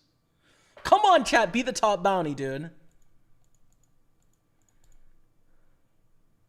It's the smallest bounty. That's really sad. And it had to be against a friend of the stream as well, which is double sad. GG to them. We're down to 20. So this woman was telling another gentleman in the theater, like, there was a woman up there and I told her to turn off her phone and she said, fuck off. And he's like, well, how old was she? And she's like, oh, I don't know, old. Okay. So they're basically having this really loud discussion so that they can insult the woman without having to you know, like confront her head on, right? So they're speaking loud enough for her to hear. Like passive aggressive, continuing this conflict, right? How old was she? This man says, oh, I don't know. Old. Oh, okay. And then he was like, is she demented? And I was like, you can't. Don't. Hey, chill out. She's like, no, she's just rude. I was like, okay.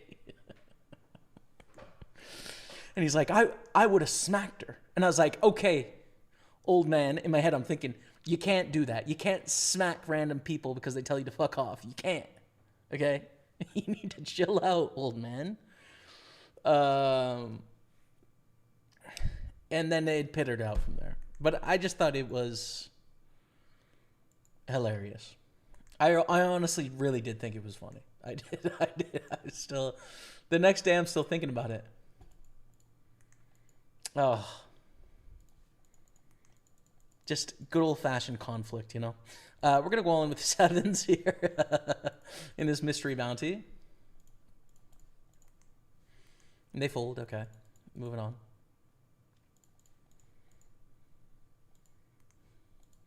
I would have smacked her.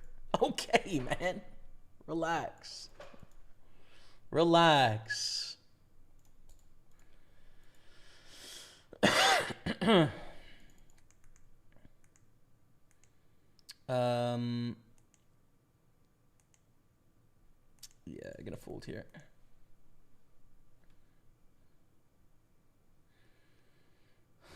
Of course it's allowed. Best times to be there around the first break of one of the later day ones. All right, I'm in. Oh, I almost timed out with a set. That would have been sad. In terms of busyness, word, I'm in. I'm in for the wheel. I'm in for the wheel, dude.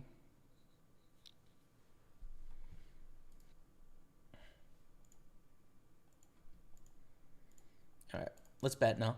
And let's make sure we focus on this table so we don't time out, because that would be annoying.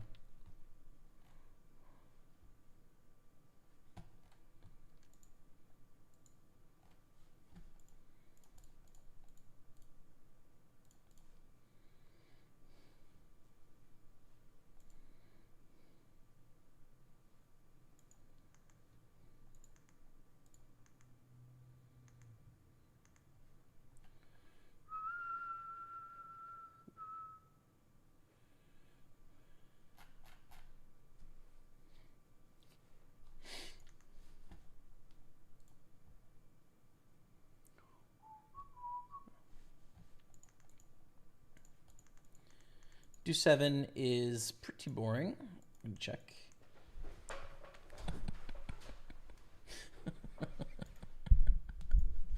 Oh, the old person fight was so funny, man.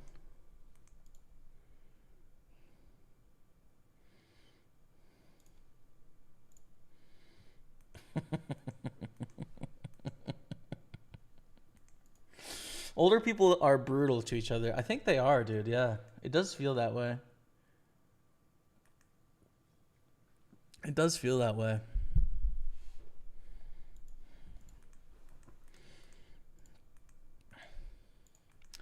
We had, oh my God, kings.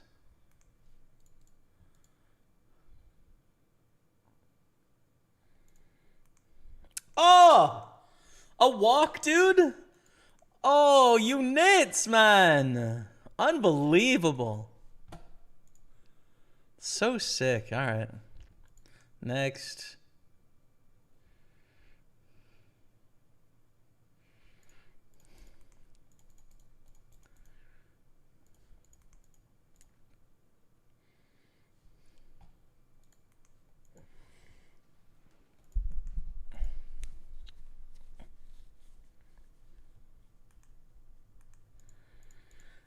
My wife would kill me if I went to London for my 50th. I'm on strict instructions not to play any phases to the package.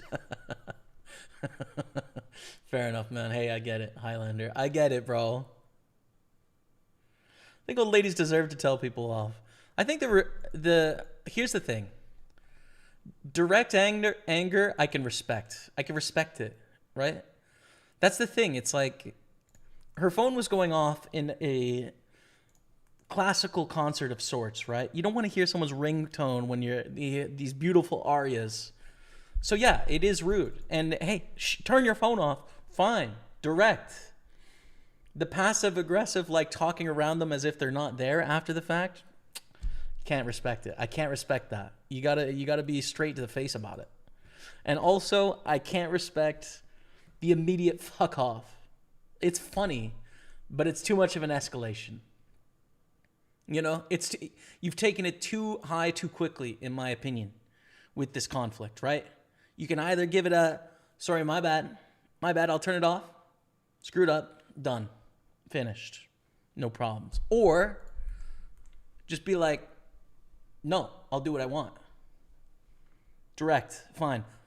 But the immediate, I don't know. It reads rush of blood to the head, you know? Couldn't keep it together under pressure. Don't respect it. But the original call out, respect it. Completely respect it. And I agree. We've busted the high roller satellite. Let's play the PLO one. Auntie Z has all the money. Was that a big bounty? No. So the average bounty is big, yeah? $300, dude. Absolute sheesh dart.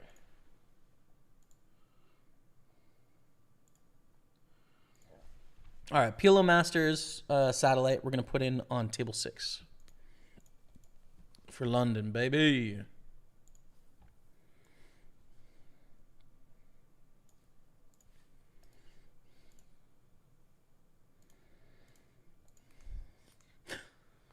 Someone get aggressive, dude. Someone get aggressive here.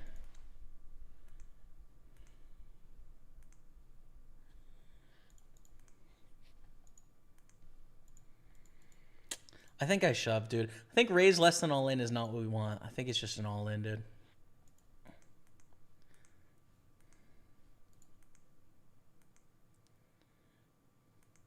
That's hysterical. It was probably an alarm to remind her to take some drugs or something. Exactly. That is for sure, right? For sure. And I'm telling you, there's at least 4 either ringtones or alarms that went off during the 3-hour and 40-minute performance. And at least 2 of them were to take pills, for sure. And that's okay, you know. Slightly rude, but that's fine.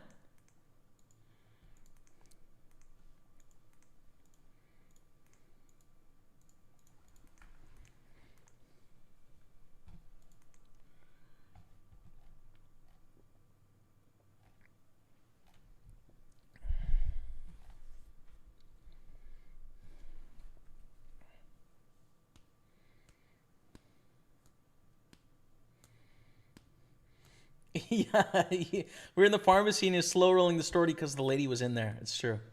She was walking around the pharmacy after, and I was like, so in the opera. And then I'd see her, and then we had to keep moving. It was good memes. Oh, we had such a delicious dinner last night too, chat. Oh my goodness, man. This would definitely be a call if we get a shove.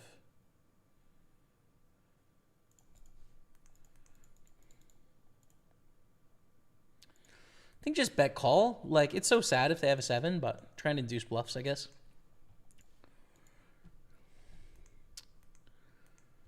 We had such a delicious dinner, dude. We had gnocchi and ground beef and onion and garlic and a vodka sauce, which we haven't had in ever. It was fantastic, dude. We picked up at the grocery store after the opera, and it was just what a fantastic Saturday it was. It really was. Just wish I would have slept better, and I'd be more peppy on my step right now, you know?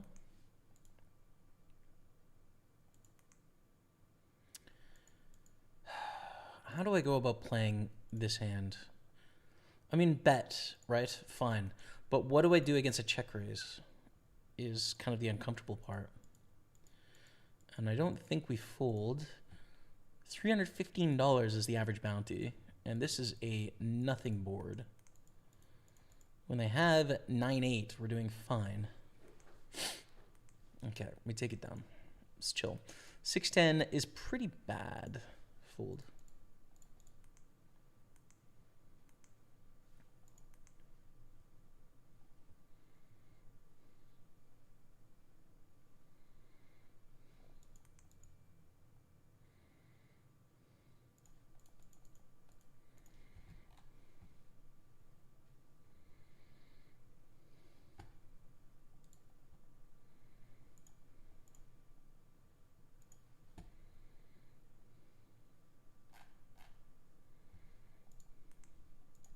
Open ace king.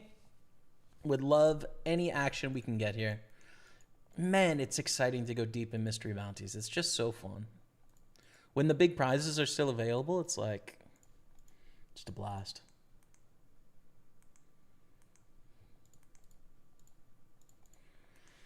But no one wants to give us action, dude.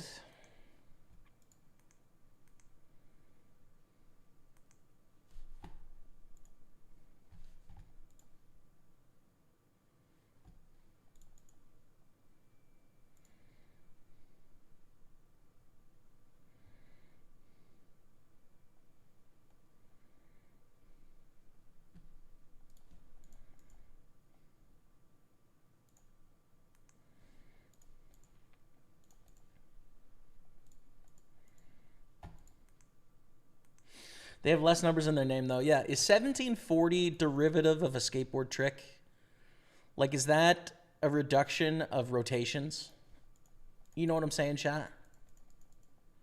Like, can Tony Hawk pull that one off or not? 1740.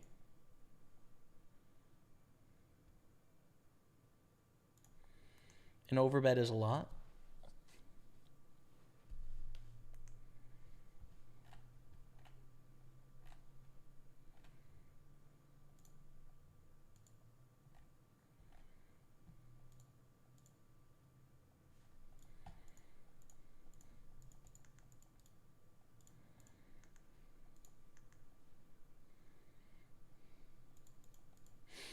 I was in the Highlanders, and the last numbers are the last four of my Army number.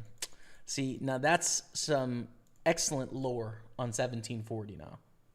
It's not a skateboard trick. It's his Army numbers. So what are you going to come back with now, Highlander 300? How are you going to compete with that? Explain. Explain to me. We have the nuts. That's good.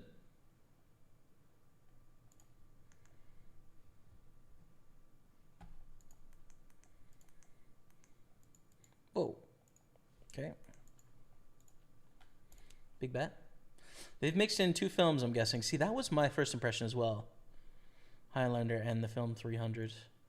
Of which I saw the film 300 when I was a young wee lad, if we're going to be Scottish about it. And I've never seen the Highlander. Wait, is it Braveheart I'm thinking of? Never seen that either. Yeah, just an absolute fish when it comes to that.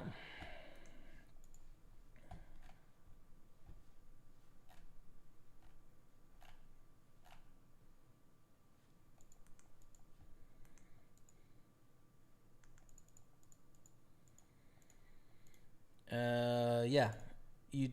Winner takes their chips through to the phase final.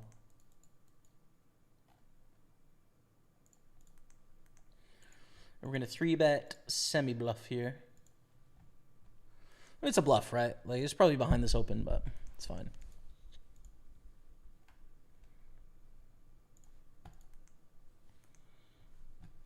We are first of 17, 13 pay, and the big mystery bounties are still out there. The average bounty is $326. Absolute hell yeah, Dottie.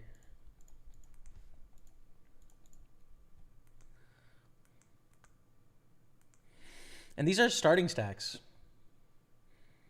Like, yeah. This is license to gamble, basically. This is fun.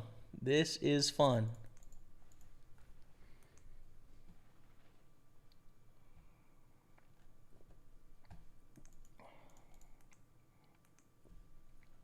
Yep, two films. There it is. Well, I think Highlander 1740 wins with the cooler name, but that's nothing against you, Highlander 300. It's just they really brought it.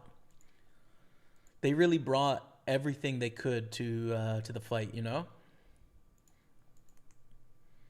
So, you know.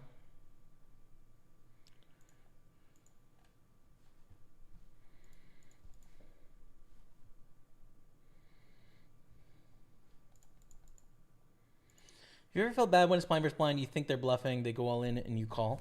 Nope. Have I felt bad about calling all in blind versus blind? No. Have I felt bad about taking chips from someone before? Yeah. But, like, you know, you got to do it. I'm trying to win here. Since I watched the movie Unhinged, I'm always trying to be nice and respectful in situations like this. You don't know what psycho you're confronting in times like this. It's true. Yeah. You're always taking a risk with any sort of conflict, aren't you, Sam? You just never know what's going on the other side. And try and give people the benefit of the doubt, but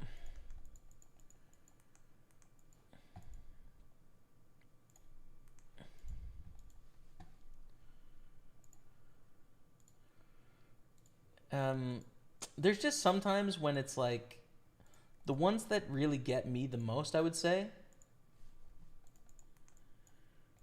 is like at a poker table, for example, when someone that is experienced in the game of poker plays a decent amount, right? When they berate someone that's newer to the game of poker because of a play they didn't like, right? they got unlucky and they lost, and because someone made what they thought was a mistake, and they start berating them or being annoying to them. That's where I'm just like, just can't. That gets me, you know. I want to tear into the person that's giving it to the less experienced person. When someone in a position of power is striking down at someone in not a position of power, I want to fight on their behalf, kind of almost universally, if I think they're right, you know, or if I think it's unreasonable. That's where I do irrational things at times, but and even fight, I can let it be, you know, it's whatever.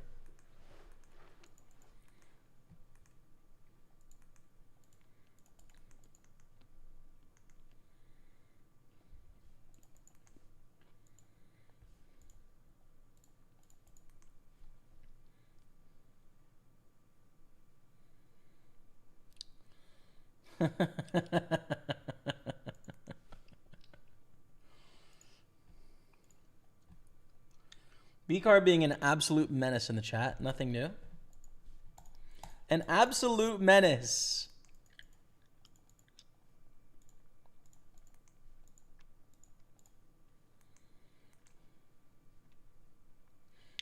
Never seen a Highlander. Shocking. I haven't. It's snowing. I'm really happy for you. I'm unhappy for me. Now, this flat is probably reasonably strong, right? Probably not strong enough to check fold here, though. Unless they bet really big, in which case we'll fold. But this ace of clubs is nice. Oh, it's huge. It's huge.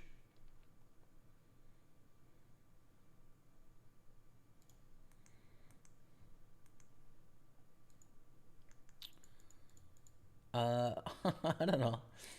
I don't know here, man. I guess I'll check back. I'm not sure.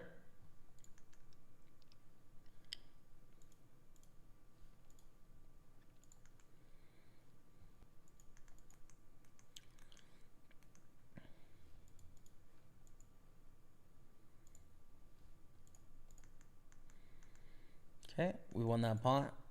Sweet.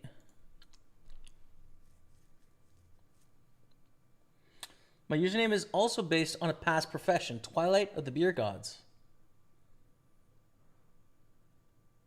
Do I know this story?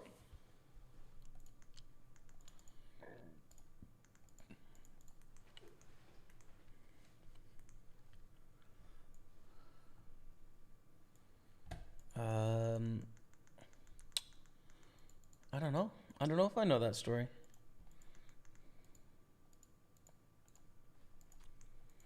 All right, blind versus blind, 5-4 suited against Galmarson. Whoa.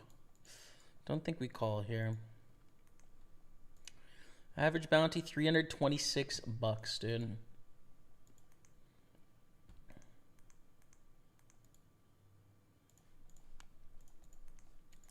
Beautiful hand.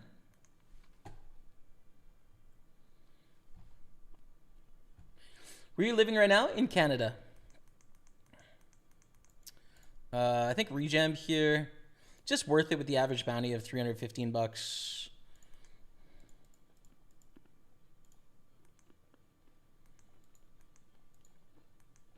Flipping.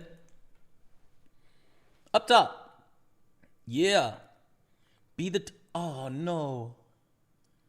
No, dude. Oh, so sick. It's a flip. It's not sick, right? It's 50-50 to start that hand, but we had it down to 4%. Damn. All right. Second place at the moment. Oh, we lose here ace king 5-3 against king queen jack 4, which is too bad. We were ahead to start that hand. Pillow is tough to play while multi-tabling for me. Fold jack 7.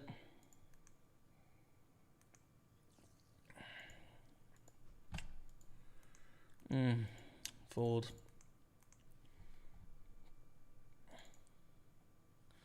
We can open the other table here and just put a cover on it so we can sweat any bust outs, but no one's really short here. Shortest stack has 80,000. Oh, no, never mind. Shortest stack has 111K there, so interesting. There's 3 tables left, of course. Okay.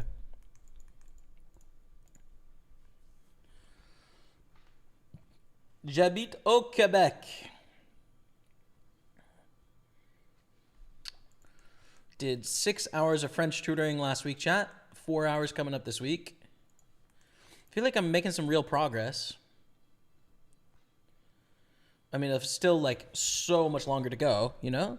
But like, I'm getting better for sure, you know? Which is nice.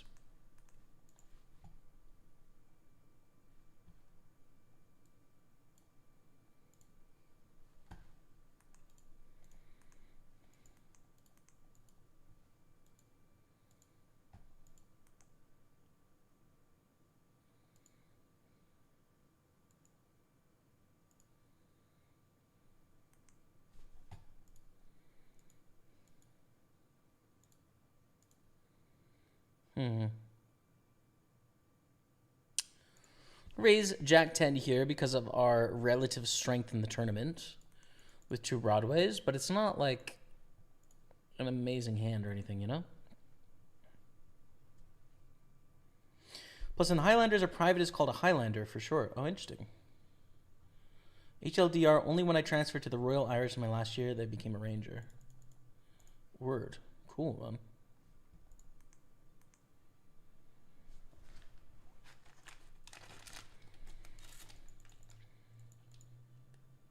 Check raise seems fine.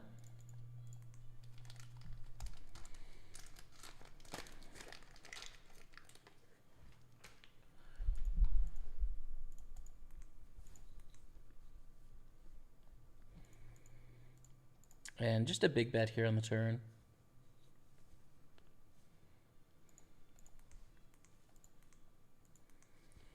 Take it down.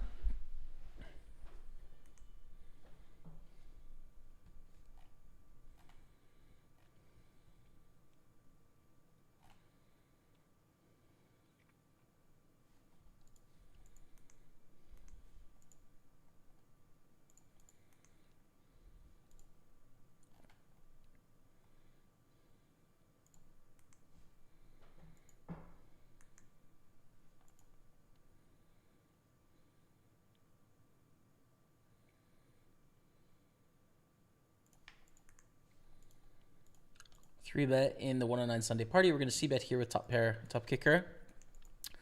But in our 320, we're going to rejam King Queen. I guess not rejam, just 3 bet. To get it all in if they shove, but ideally they fold is better.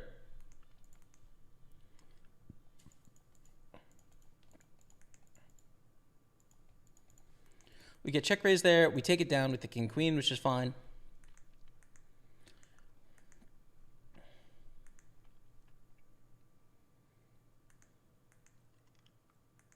That was a nutty flip, right? It's probably the top bounty as well. So sick.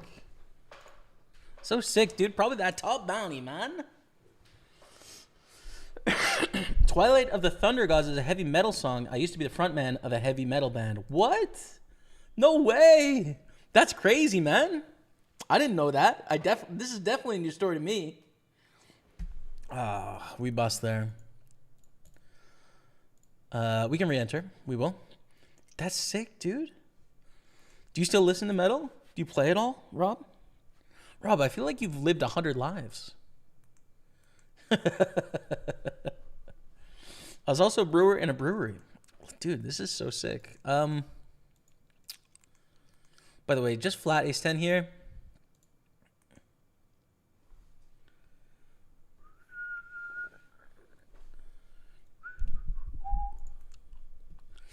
I am in Montreal. DC Sade. Cheers, man. I'll check that out. I'm in the main. Would be cool to see you. Cheers, man.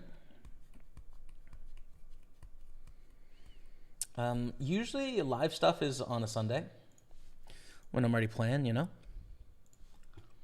But let's see. Oh, it's a Saturday. Possible.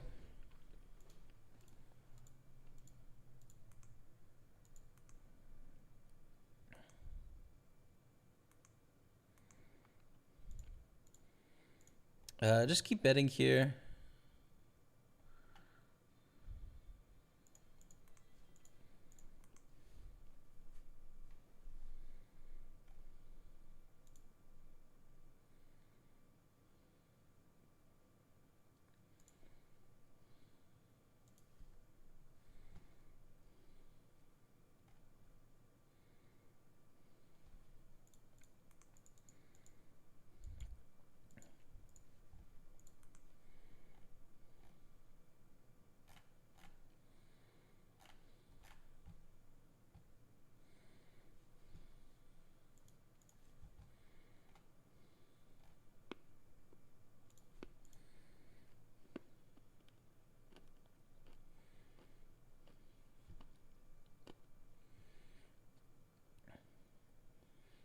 Yeah, that's crazy, dude.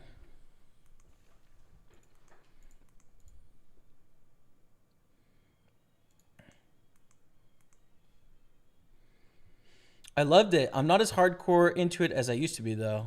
Word.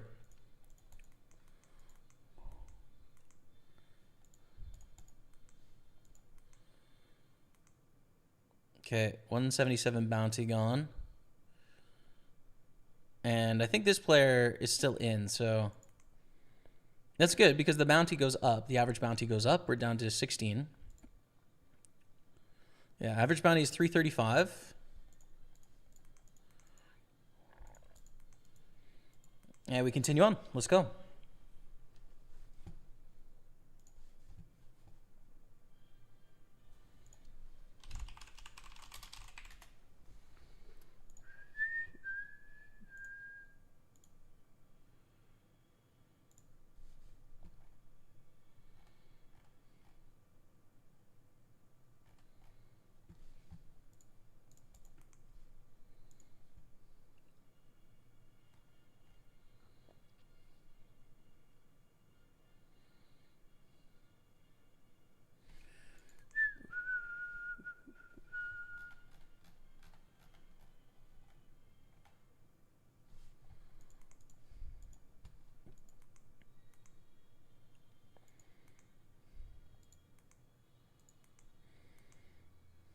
So we're down to 16, which means we will join tables here in a second when the balance works, basically.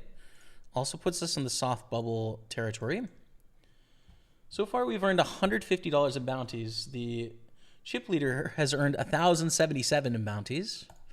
Be nice.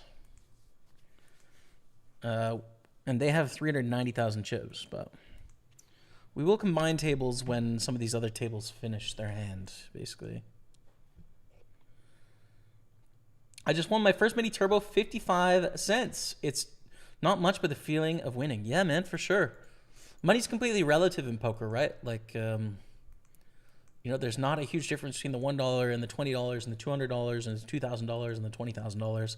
They're all competing at the game of cards, and you're playing against opponents, and you're trying to make good decisions.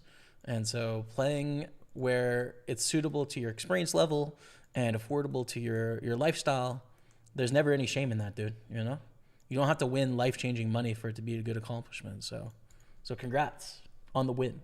Keep it up, man.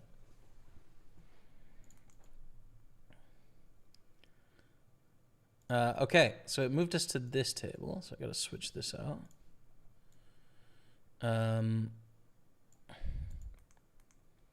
Nice bounty available there. Anti-Z. A lot of bigger stacks, though, going on. Let's open the other table, which I think is a better one. Yeah, much better stacks on this table. Unlucky, but it's okay. We'll do what we can, chat. We need all the chips at the end of the day. Average bounty is $335. It's really those top two bounties is such a big deal, you know? Like, getting the top bounty is the same as getting second place, basically, so. And if you bust someone, it's a 1 in 15 chance. 1 in 16 that it's the top bounty.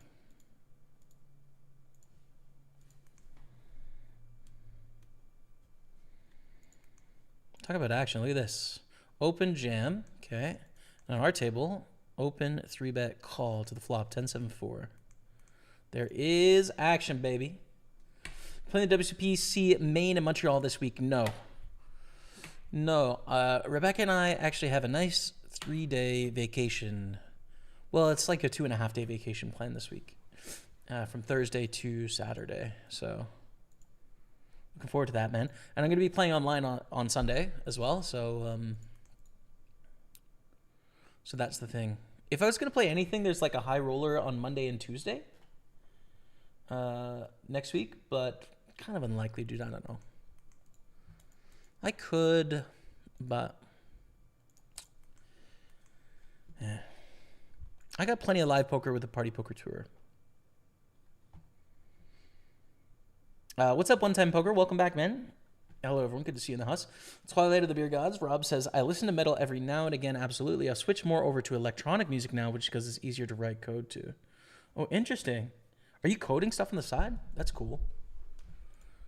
I like electronic music as well, but it just seems like such a huge category, right? As we have a bus on the other table, it's a small bounty for 126, which increases the average size of the bounty up to $350 now. I enjoy like electronic music, like techno and dance music and sort of more progressive stuff and house music. I'm not super into like really high beats per minute stuff, but it also seems like such a huge world that to discover enough of it is you know, it's hard. But I dip my feet in every now and then, and I like it. I like it for sure. But if you have any advice for how to explore the world of electronic music, I'd love to hear it. Okay, we're going to go on a quick break, chat. I need to pee. When we come back, we are 2 of 15 in the 320 Super, 13 pay, and there's the 2 biggest mystery bounties still in the tournament, so very exciting. Pokerstaples on Twitch, YouTube, and Facebook. I'll be right back. Stay with me. We need an ace or a heart or a 10. Oh my God, or a king. How do we miss? How do we miss? All right, be the 1K bounty, dude. There it is. It's the 1K bounty. We needed to win to get the bounty, chat. That's good to hear. But hey, we did cash for a lot. We got a 1,500 bounty, so what, 2,200? 2,200 bucks. Great result in the Super 320. I'm really happy with that. And it's not over yet because we were 1 of 11 here in the Super 215. 1 of 11. Is it worth opening Queen 6? Yeah, I think on the final table bubble we should.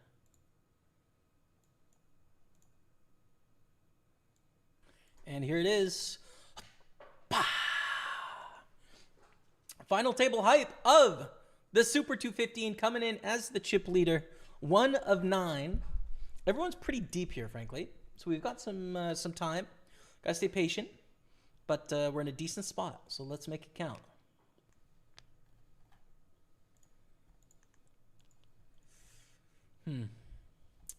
We 3-bet, see a 4-bet all in. 150 bounty is not nothing, but what's the price here? Oof, 2-1 with a bounty. And this is a king's cracker as well. Getting 2-1. If we lose, we're down to 490. Still cover most of the table. I think we have to gamble here with the bounty in play. Good luck, us. Oh, not against aces we don't, though. Damn.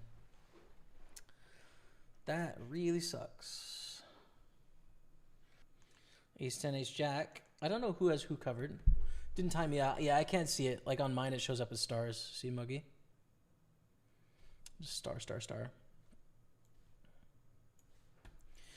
Ace jack beats ace 10, and we've lost a player. There goes. Down to 8, chat. Down to 8.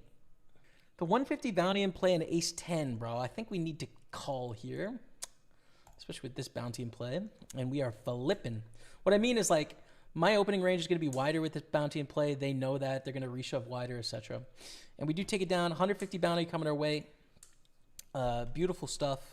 We've still got this short bounty gettable. And in a decent spot, 623. Let's go. Open, we have an all-in, and then a reshove from Steve-O, which is too much for us to stack off here with King 7. Hopefully the ace-jack just wins, though, but it's not going to.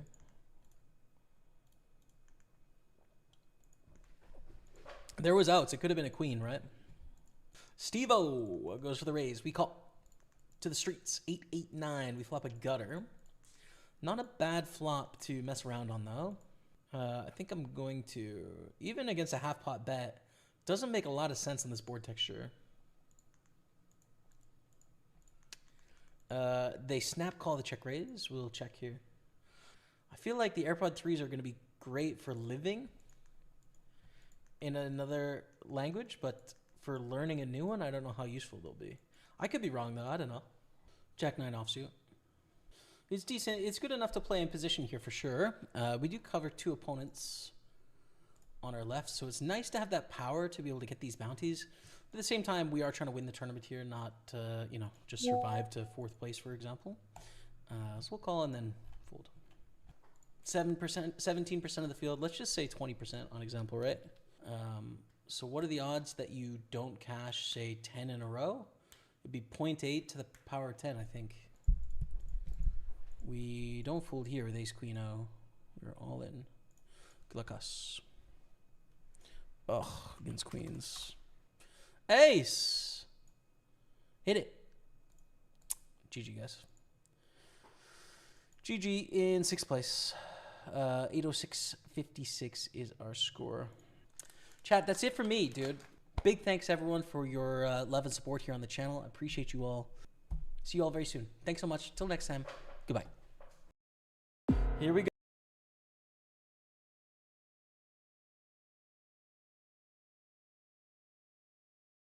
I was trying to heat up something, chat. And I thought it said to heat it up for 2 minutes. It said for 20 seconds. It smells like burning. I'm still going to try and eat it, I think. Oh, God. Is it on fire? Oh, God. Anyways, we're back.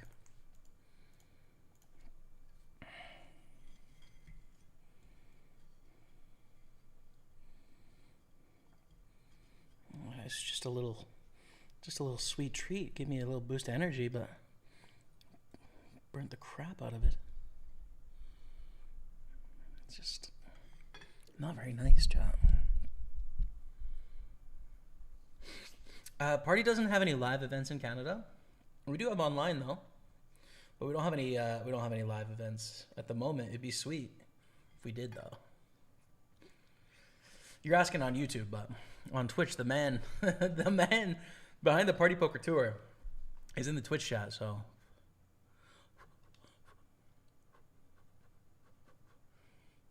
is this gonna burn my face off? Is this gonna be terrible because I burnt it? Probably. Probably is. Okay. We're still chilling here. 2 of 15.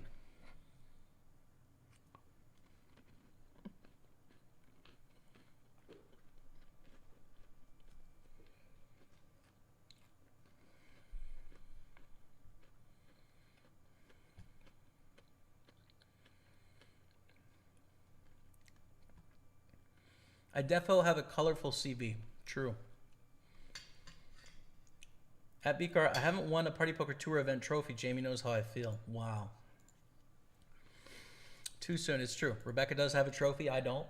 Matty Ice has a trophy. I don't. You know, I do have a final table of the main event. A 3rd in the high roller. I got some good results, but just like football, it's kind of about the wins in it. It is kind of about the first places, and I have 0. It's the truth.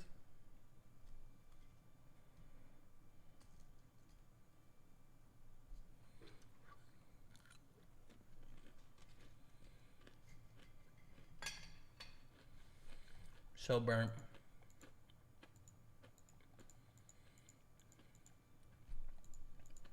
This hand doesn't do very well multi-way.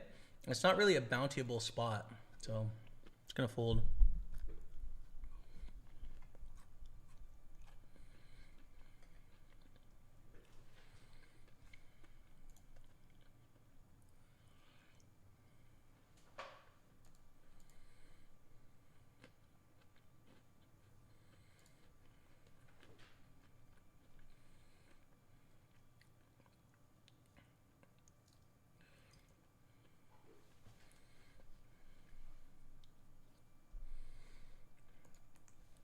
Ace Jack beats what? I don't know. We'll find out.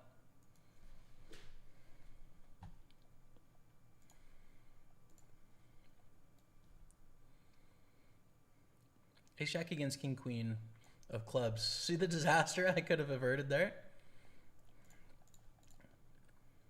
Fold the Jack 4.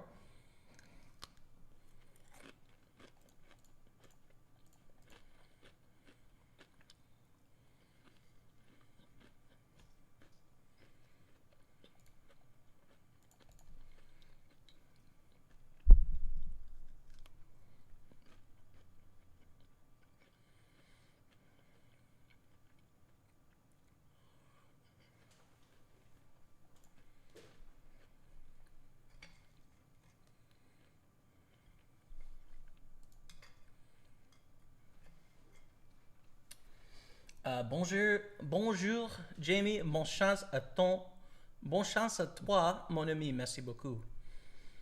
Mon ami, et bienvenue à mon stream. Merci pour ton français. C'est.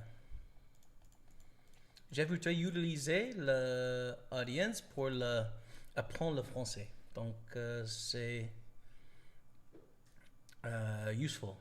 Je ne sais pas useful en français. C'est useful pour moi.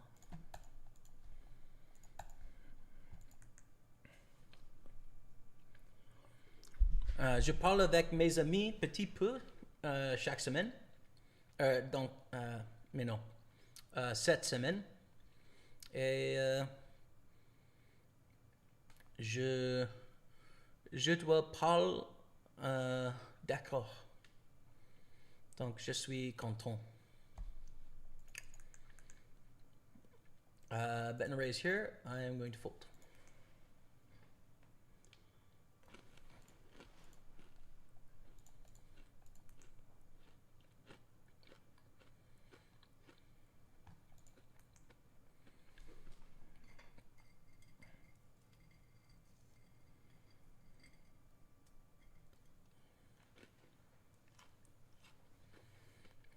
I would also love to do some events in Canada. Let's go. Dude, if there was an event in Montreal, imagine. I'd be so happy. It would be so damn fun, dude.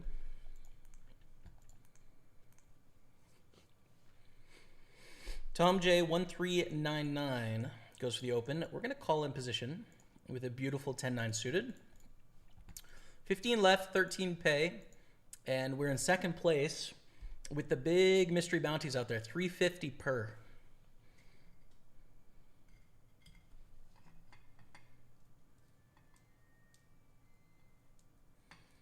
Damn.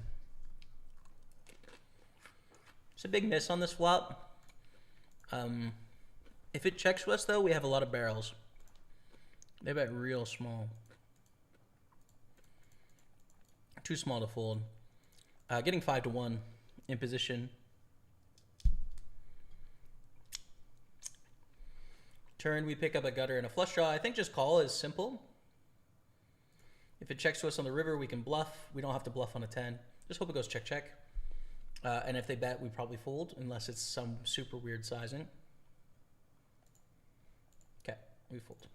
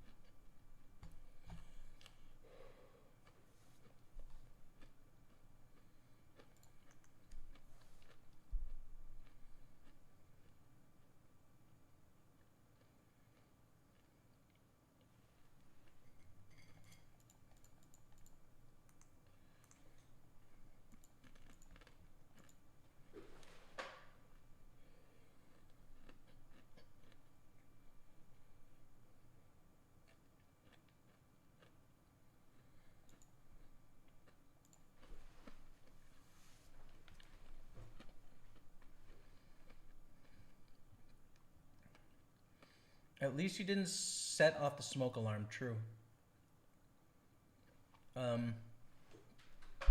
What made you decide on Party Poker beside the obvious? At the time when I joined Party, which was, I think it's 8 years ago now, 7 or 8 years ago. I think 7. I was with another poker site, and so it really just came down to a conversation at the time of like, here's what we are, here's what we're trying to do, here's how you could be a part of that, and how you can make a difference. And it was comparing that to what I was currently doing, or what I was doing at the time. And it was a no-brainer decision in regards to moving forward, right? The company has changed so much since then, right? Like anyone that's worked in poker understands how dynamic and fluid of an industry and an environment it is. So you have to be adaptable to, you know, what the mission is and what it is that we're working on. And since I've joined Party, it's been through like 3 or 4 iterations of those changes. But what we're doing right now is definitely the most fun experience of all of them. I'm really loving the tour and sort of connecting with everyone on it. So it aligns perfectly with like my favorite iteration of what we've been doing, you know? Yeah. Get called in 2 spots, ace 10 3.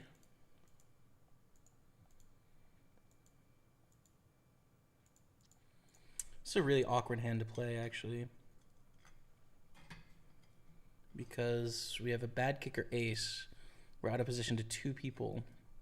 We don't have a lot of ways to improve. Okay, this is burnt. And dude, I'm gonna die if I eat that. It's just way too burnt. GG, my snack. It's over.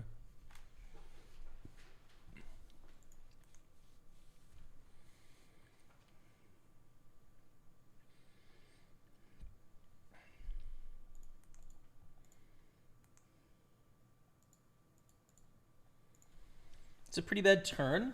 We'd love to keep this pot small.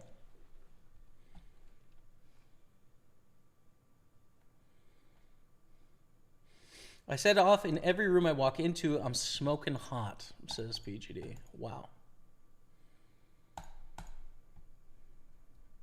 Setting off alarms. Incredible. Incredible business, PGD. Congrats on that. Cooking the other day, and Jamie said, I'm going to make a phone call. Of course, 2 minutes into this call, he said, I set off alarms. That happened, yeah. That did happen. Now, I don't know what to do with ace-5 here, because against a 10, we're drawing to 4%. Against hearts and clubs, we're beating, but then we're going to have to call river bluffs sometimes. They have equity as well. I think I just have to fold with a player behind, sadly. Utile, d'accord. Merci à vous. Je voudrais créer une vidéo en français avec poker parce que je voudrais étudier la langue et utile le comment sur mon vidéo et aussi le jouer au poker en français quand utilise mon vidéo pour votre game, jeu. Mais je n'aime bien pas, mais c'est proche tout le temps pour créer la vidéo en français. C'est proche, je pense. Après le fête d'année, c'est probablement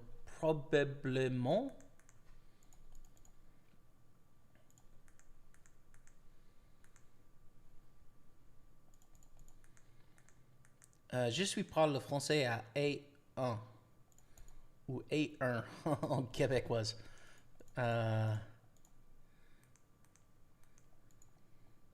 Mais je ne connais pas conjuguer le tense future proche ou future simple et aussi le past tense OC.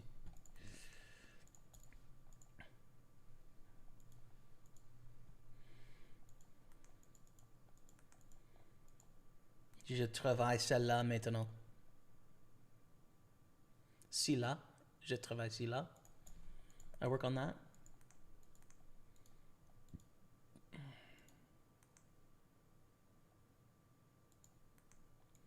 It's a pretty large bet. I don't know, call, I guess. Doesn't make a lot of sense. Doesn't make a lot of sense, but deuce 5 makes the straight, which knocks us down to 250, sadly. Hi, brother. What's up? Rob Kalutu. Welcome. I'm sure you could influence a party tourney in Montreal 1 or twice a year. I mean, that'd be fun, dude. That'd be fun. Do we want to reshove 4s here? They cover us for a bounty. Their calling range is going to be wider. That's not a good thing for 4s. I'm going to fold, actually. Always love watching your streams. Soldier from the UK. Hey, Aubrey Soldier, thank you. Appreciate that.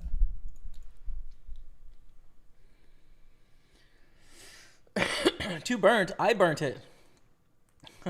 I burnt it, man. Not B-Car. I burnt it. B-Car's probably got more tables than I do right now. All right, 10s against queens. Let it be a min bounty. Oh, never mind. They're going to double with quads. They're going to double with quads. Oh, we are a long way off being in the money here, I think. Because just no one's short. There's Trek, and then everyone else is like 20 blinds or deeper. Ah, Bree. Gluck in the grind, Staples. Hey, what's up, Grips? How are you, man? Are you still west of me, brother? What's going on with you? Got to go to a hockey game with Grips and his girlfriend. When was that? I mean, it must have been like 8 months ago or so, right? We're doing well. We just got our first snow today. Yes, sir. It's snowing right now at the moment as well. Pleasure to see you, dude. It's been a long time. It'd be good to see you again soon. If you're ever making it back to Montreal, let me know. And likewise, if I head west at all. What's been going on, man? Gripsed, one of the absolute OGs in poker content, guys. If you don't know Gripsed, people on YouTube will definitely know Gripsed. Legend. Yeah, things are good, man. Things are good at the moment. Happy. I've got like a really sort of chilled out week, which I think I need a bit of a rest for the chaos that's coming up. You know, going to a live event in London in December, Party Poker Tour. I'm so excited for that. But yeah, Rebecca and I get about 2.5 days at a cabin this week, which is gonna be really nice. So I'm excited for that. It's coming for sure. Keep on. Thank you, Shug. I will. I will, man.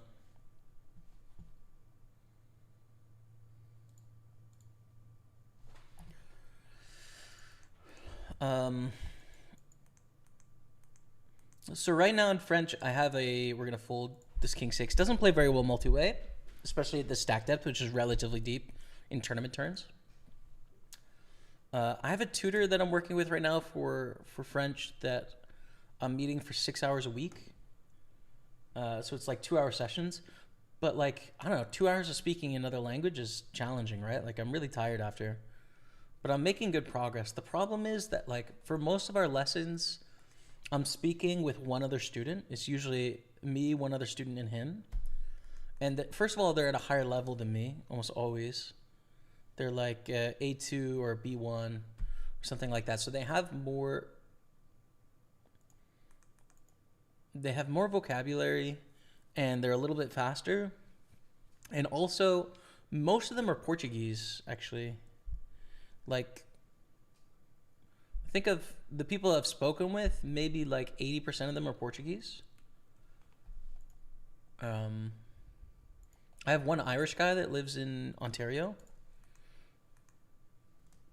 And one Mexican guy that lives in West Island. And then everyone else has been from speaks Portuguese from Brazil, um, picking up the language in some way. So yeah, it's challenging because you're not speaking with like a Quebecois accent or a Parisian accent. It's a Portuguese accent of people that are granted at a higher level, but and then also there's the technology stuff. Like sometimes the connection isn't super good for the other people, and or the camera isn't good, so it's harder to lip read, and it's not. Basically, I think I need to add like another source of learning. Even though I'm improving, I feel like I need more. So yeah. Your French is getting better. Congrats. Thanks, man. Thank you.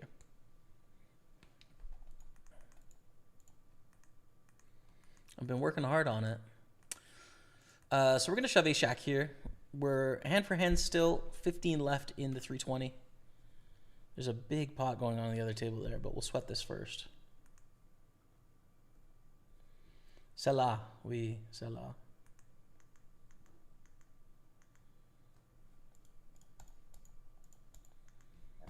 Hey, merci. I'm good, bro. Yep, we'll be Niagara Falls for a long time, I think. Beautiful. Beautiful, man. I should have just gone there instead of into a cabin in the woods. We should have gone to Niagara Falls. That would have been fun.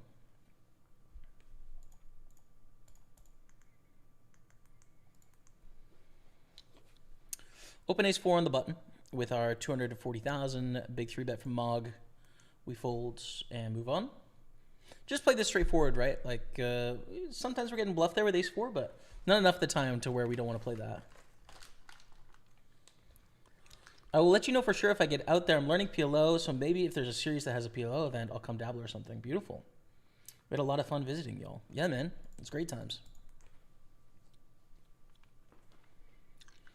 It'd be fun. I don't know if there's any PLO stuff going on, but Jamie used all the French words he knows to prove a point. I got a bit more. Epic. Keep it, Jamie. I got a few more, man. But mon vocabulaire est petit. Je connais 1200 mots, je pense que.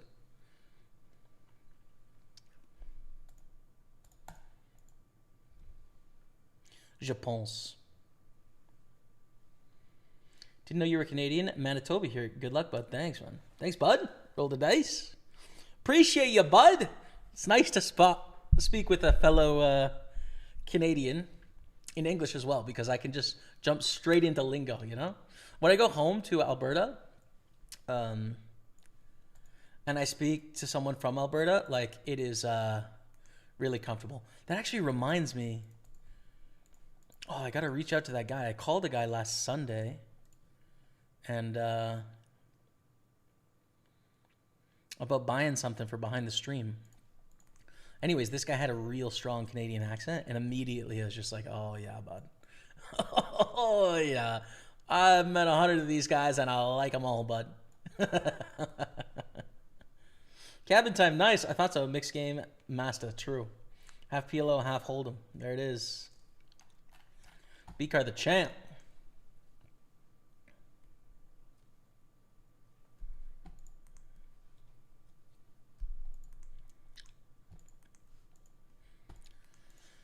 I've been trying to watch some YouTube in French as well, but I'm just not quite good enough to watch normal videos in French.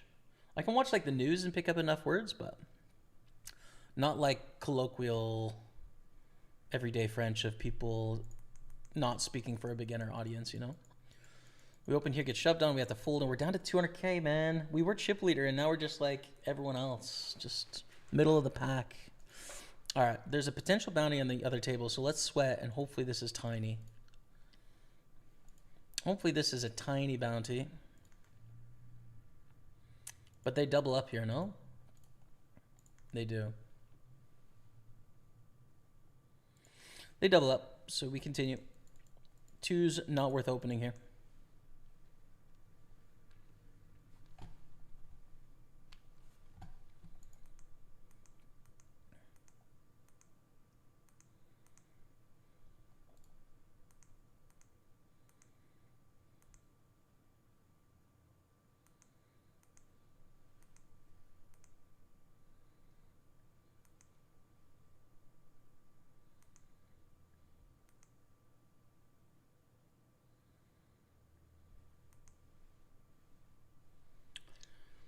Is your teacher Quebecer or French from France? They're from Greece, but they taught at McGill for a while. So, il français est primarily au France.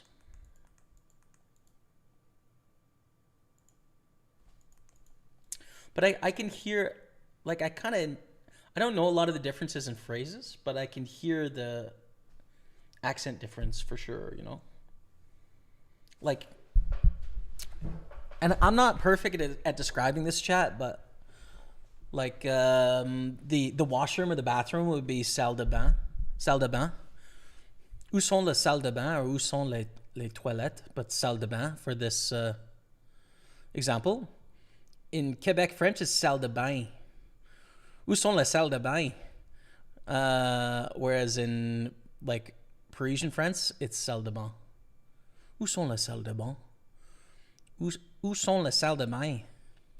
That's like a big difference. I can't point them all out, but when I hear it, it's like got this really sort of sing-songy, sort of up and down nature to it.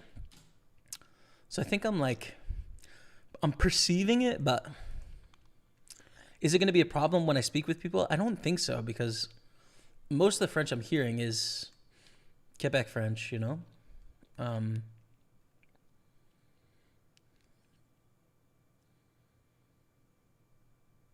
Yeah, I don't know. We'll see. I downloaded an app called italki this week, which is like more tutors, and it seems like you can just partner up with tutors really quickly and easily on that app. So I'm probably going to try that a bit. I use Duolingo some, but it's not that helpful. And maybe for this trip I have coming up to London for the Party Poker tour, maybe I'll take a book in French and see if I can spend an hour a day sort of like looking up words and working through that. Because tutoring when at a poker stop doesn't really work, you know? You don't have a schedule of like when you can be there in the morning, so. I've been to Niagara Falls twice. Both times I was not able to get to the Canadian side. Yeah. Looks so much better over there. It's pretty nice. I like it. More things to do, better views, and so much cleaner. It's pretty cool. I went last year for the first time, and I really enjoyed it. It's beautiful. I didn't spend any time in the like town and the surrounding area. I just saw basically the falls for a day trip, but it was really nice. Jack 6 is a fold as we are, again, just chilling here on 25 blinds, but we're not in a position to kind of wreck anyone. The other table is where the short stacks are, really.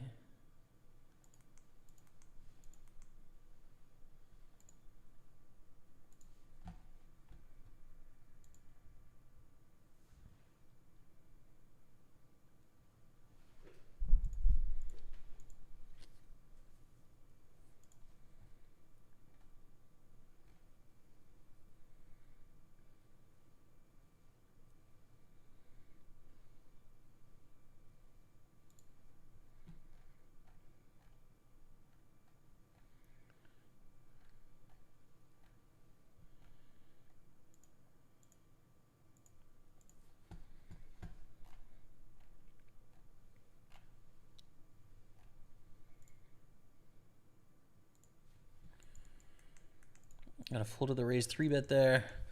New hand. 7-5 suited is pretty, but again, like Mog Vision is going to be able to be very aggressive here. I think I'm just going to fold this on the button. Move on. In my opinion, having a French partner who sucks in English is the best way to learn the language fast. Really helped me in a massive way, getting it fast. Moved to Quebec. Within a year, I was almost fluent. Word. I mean, that's sick, man. In almost a year. I mean, I'm definitely not putting in enough time to get there in a year, 6 hours a week, but I'm making progress for sure. But yeah, I think I need like, these tutoring lessons are really good for conversational French because I am just speaking with another sort of like relative beginner, intermediate French speaking person. But I think I probably need more of a structured instructor to help me with like different tenses, conjugation, etc. You know.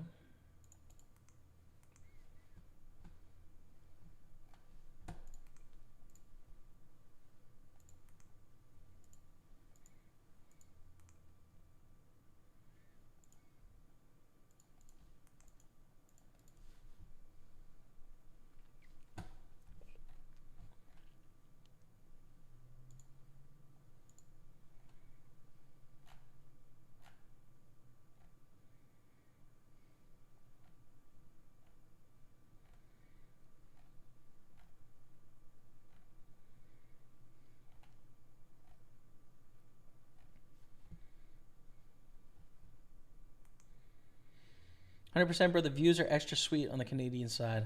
I haven't been to the American side, so I'm not sure what it's like, but it doesn't seem intense. It seems relaxed. Canadian side, my favorite part on the Canadian side is like right at the precipice at the top where the water's going over the edge. You can see the volume. It's like pretty sick. Pretty sick. Labeling everything at home in French and watching French shows and movies really made a huge difference. That's an interesting idea with labeling stuff. I haven't thought about doing that, but I kind of like that. When were you able to like start watching French shows and movies? Like I could probably force myself to start now, but my comprehension of like colloquial French is going to be so low. I'll be able to get what's going on and like get the sounds of the language in my ear, but maybe I should just try and figure out how to work that into my routine a bit.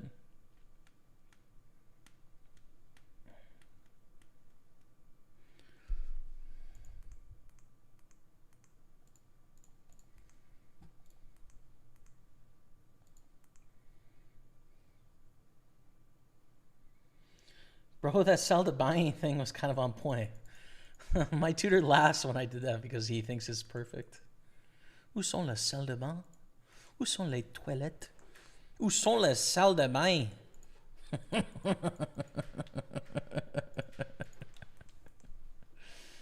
There's something about, and I don't see, I can't, the AI sound in Quebecois French has this real sort of like twanginess to it. I can't do it. I'm not good enough. I'm not even good enough at the language to even try, but I can hear it in that phrase specifically really clearly. It's wholesome, man. I like it.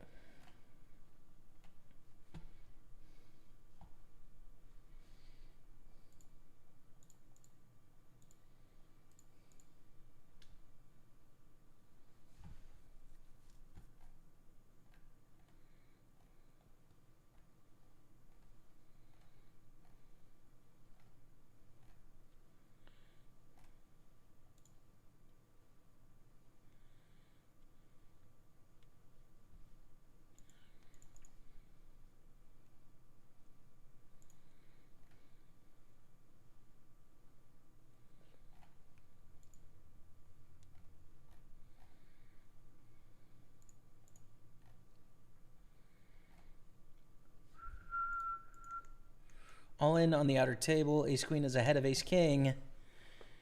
Oh no, it's a full house. Never mind. It took me a second there.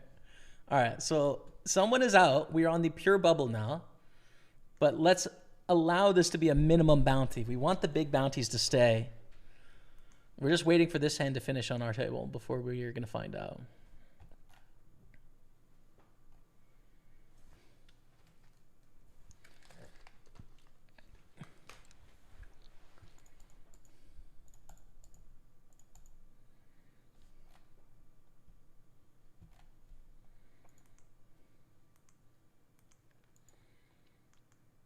The other thing that's a bit of a dilemma, and I'm curious what you francophones and French speakers in the chat think, is like, how do you pronounce my name in French? Because it is not clear. I kind of get to decide how I introduce myself. Which was such a foreign concept to me, by the way, of like, what do you mean? It's like, well, you get to decide how to say your name. It's like, oh, I don't know. Because it's spelled Jaime, right? So, and that's a In French, you go J apostrophe AIME is j'aime. 228 bounty is gone. That's good. The big ones are still in, which means I like j'aime. So you don't want to pronounce your name like the same way as that phrase because it'll be confusing to people, right? J'aime. But I've been going with gem. But you also could say Jami, but like that seems not right. It's not really spelt that way. So I think it's just going to be gem, which in English sounds like the rock on your finger, gem. But what do you francophones think? Jaime, how would you pronounce that name?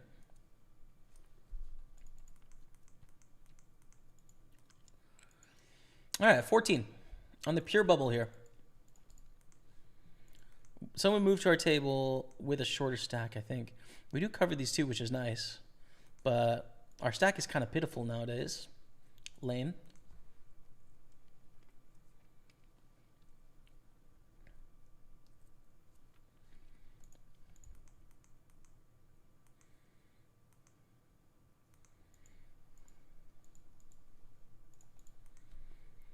And in Portuguese, with all these Portuguese speakers that I'm doing French lessons with, is Jaime. So it's Jamie, Jem, Jaime, or Jem, depending on how you want to say it. I don't know. I don't know the answer. You guys can help me. 8s against 7s. Time to Shine doubles up to 286. Mog Vision still has plenty of chips, which knocks us down the ladder. We only cover one person at our table. But the average bounty is $358. It's more than a min cash.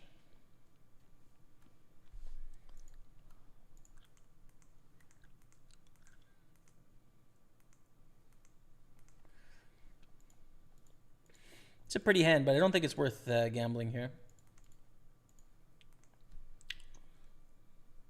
Oui, la salle de bain.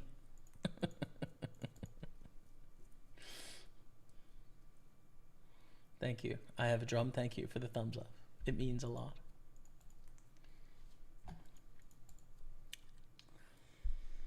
Mog Vision jams. Camagra jams as well. Ace-3, Ace-King. Wow, Camagra is going to be out here unless it's a king. We have our bubble person. Be the min bounty. No! It's the second biggest bounty. Still an average 293. There's still the 1800 out there, but that sucks, dude. All right, we're in the money. 13 left, 352 cashed. Every bounty is worth 293. The next time we have a $293 pay jump is from 4th to 3rd. So bounties are kind of a big deal now. We're just not in a great spot to get them, sadly. But, you know.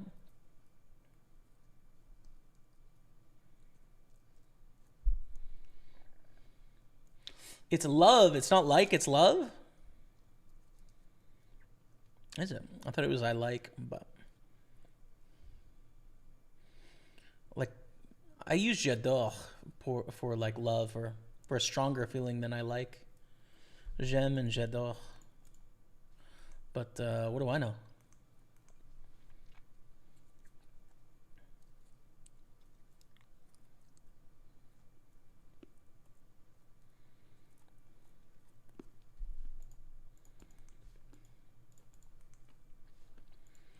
Hold 9-3.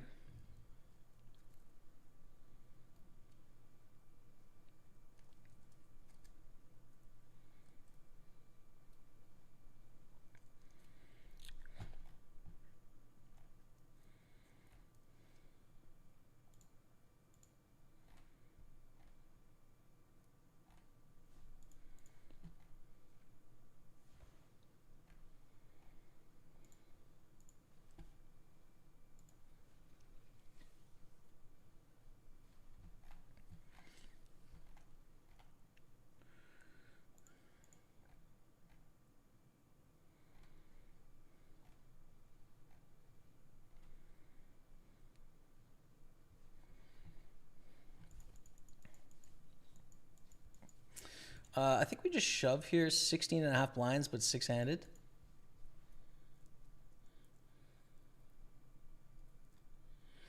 I think we say the same English French for that first name.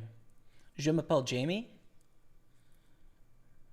Some names simply don't translate. Yeah, that's kind of the problem. It sounds really out of place to be speaking in French and then just drop a Jamie with that Anglo A. You know what I mean? There's no comparative in French for James and Jamie. Yeah. So do you adopt the sound, or do you just take it out of the language? I don't know.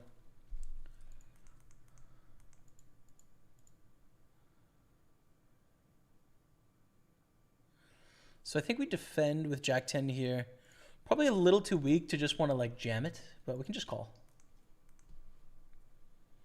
Why would you need translating of your own name is same language as your own? Just, it's not translating, but pronunciating is different in different languages. Like the A sounds different, the I sounds different, the M sounds different. So, yeah.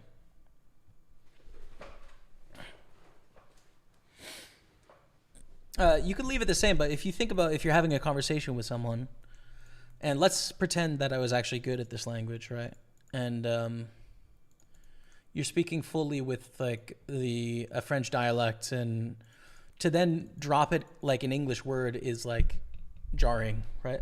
Like it just wouldn't make sense. It's like when you go to the bakery and it's like, can I have a croissant, right? Can I have a croissant? They'd be like, what a, you know, it's just it's a little like, whoa, it's jarring, right? It's jarring to just do one word with the enunciation of another language. So it's the same thing with names.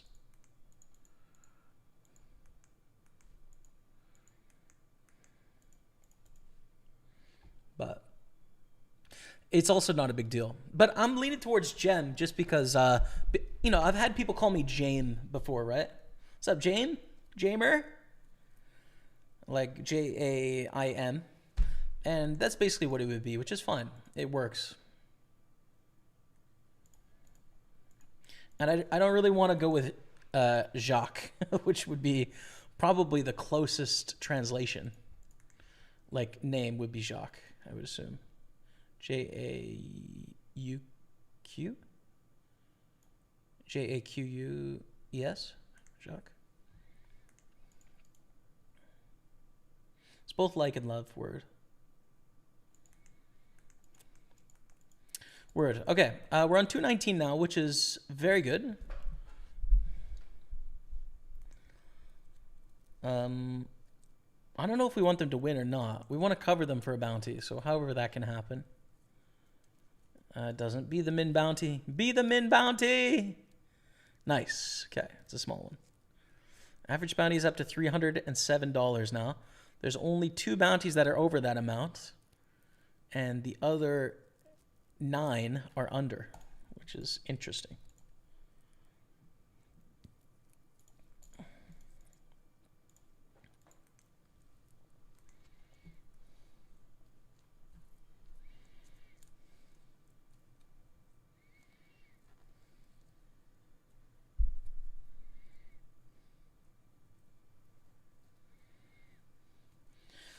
Hey, Jamie in chat. What's up, Senzo? Playing my first Survivor tourney this week. How does that work? Very small stakes just for fun with friends. Any general advice? I've never played a Survivor tourney. I don't know what that means, to be honest. Probably being straightforward, right? Like, people will commonly ask as a min bounty goes on the other table. We're down to 11. Hey, I'm playing this bigger tournament or I'm playing this high buy-in tournament. Like, what's the advice? And it's generally just to play it like you play the other tournaments, right? Like, just because there's more money involved doesn't mean that the strategy changes. It just means the money means more to you. But, like, it's still 2 cards against human beings. So it's not that different in, like, a 10K tournament than it is in a $100 tournament as it is in a $1 tournament. You just might have people that try a little harder. It's still 2 cards against human beings. That's it, you know? That said, I don't know what a Survivor tourney is. If that's like a satellite, then your strategy does change quite a bit because your goal is not to win anymore. It's to just stay alive and get past the threshold. So really you have to take way less risks calling and showing down your cards. And you can actually put more pressure on your opponents where they would have to call and risk their tournament life. You can put pressure on them because they shouldn't do it. Now, they still might, which would be a mistake if they do. But nonetheless, so that is a flush. Please be the min bounty. Please be small. Yes. Nice. The big one's still out there. $350 is the average bounty. $350. And I think we're at 10 right now, actually. I think this is way off. It looks like 5 and 5, so. Maybe just fully adopt Jacques. Just doesn't feel right, you know? You could, but it doesn't feel right.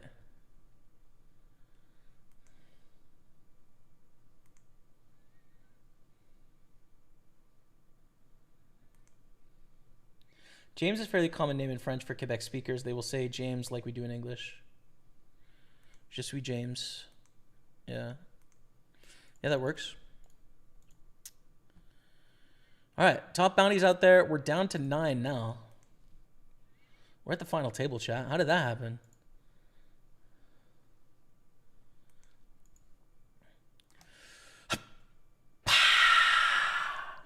Final table height of the 320 mystery bounty. Coming into the final table, 8 and 9.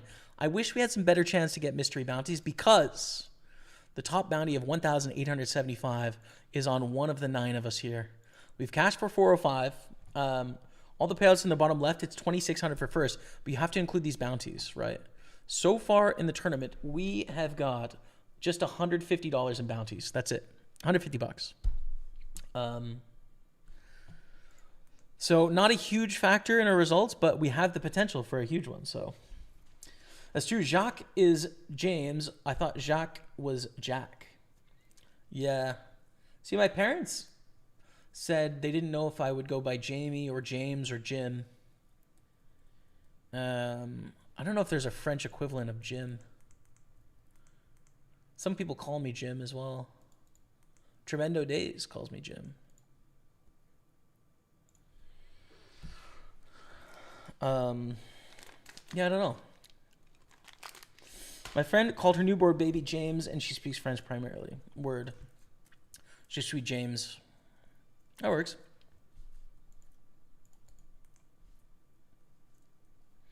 Jack is a nickname for John, strangely enough.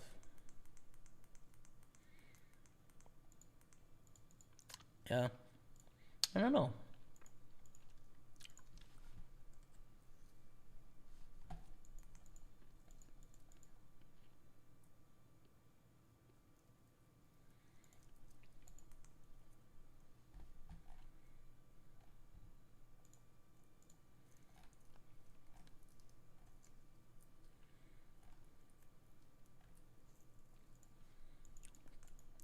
Let's raise this one up. Usually in Quebec, nobody says je m'appelle. It's je suis Jamie if you introduce yourself. Word. Yeah, I'm obviously learning book. I'm learning book French, right? I'm not learning colloquial conversational French, but je suis Jamie. Je suis James. Je suis Jen. All works. Or mon nom. Mon nom. Jem, Jamie, James. Parfait. Mon nom.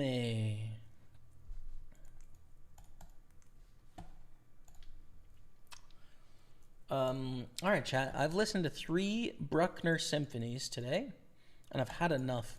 I've had enough of it. No more Bruckner, dude. No more. Since I'm wearing this brand new Blue Note hat that Rebecca bought me, thank you, Rebecca. Pretty cool. Let's put some jazz on, Brie. I'm gonna raise ace-4 suited. Nice hand. Let's get some sidewinder.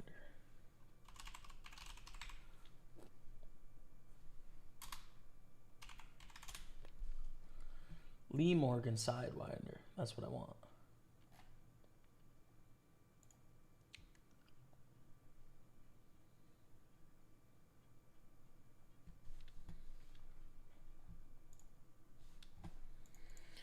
Raise call squeeze. We fold. Of course, can't do anything on this effective stack. Our raise bluff attempt has failed.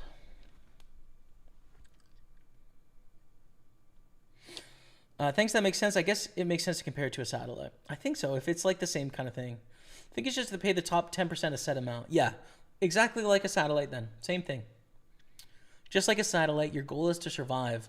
So when you get close to the money, there's not a lot of incentive to pick extra chips up, right? Like you're trying to let other people bust. Now that's the same for everyone else too, but it's important to note that like when you're third in chips, there's no difference between third and first or ninth and first. It's all the same thing. So you're just trying to survive. That's it. Keep that in mind with your decisions. We're out of the Super 215. GG. We're going to go all in. Tom Ebola with not a very kind message.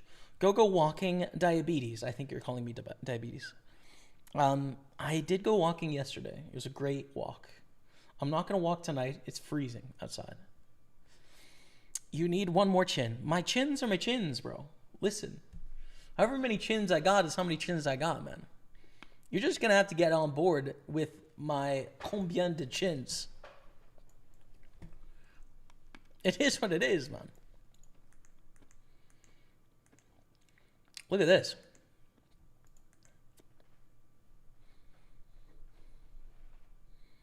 Set's no good, homie. Send me the money, Dottie. Is that 25 bounty hours? Or did they cover? Nice. It is. 25 bucks.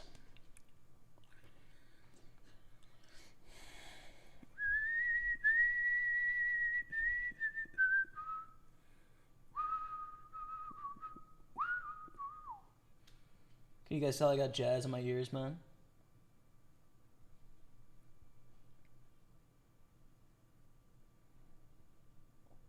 Love it. How do mystery bounties work on Party Poker? They're randomly assigned to each player, yeah. Yeah, randomly assigned to each player. Limp. We limp along here, I think. The only thing is, like, can we stay ahead of Mudkips? But I think with ace-3 suited, we want to complete for cheap. Oh, my God. That's crazy. I don't think we necessarily want to lead, right? Lead and then they call and then we see a turn and then decide what to do. Like, I'd rather check raise here.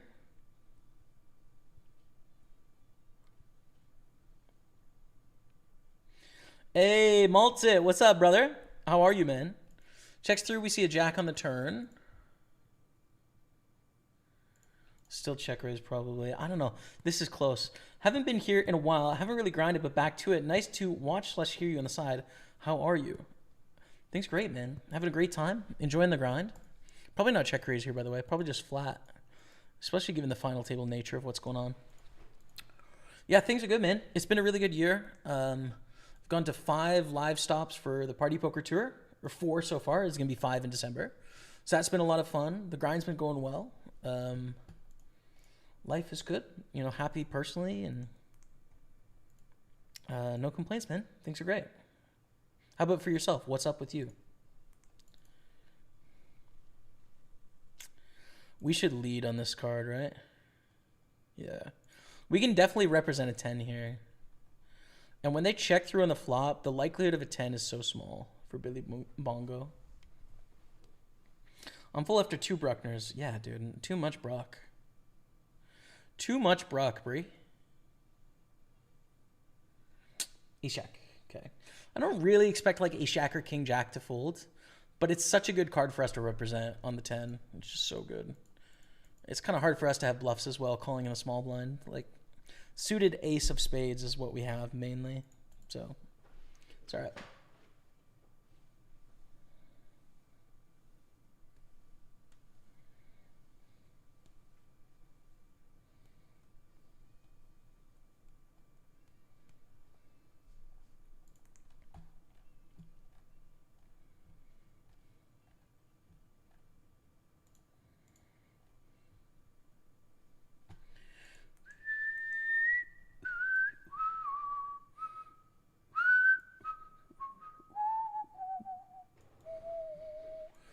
Can you live up your poker profits? Do I? No. Have I? Yes. Can I? Think so. But I don't at the moment. I don't play enough volume to, and then I spend too much money in terms of like cost of living to exclusively make enough off the games I play. But, you know, I have before.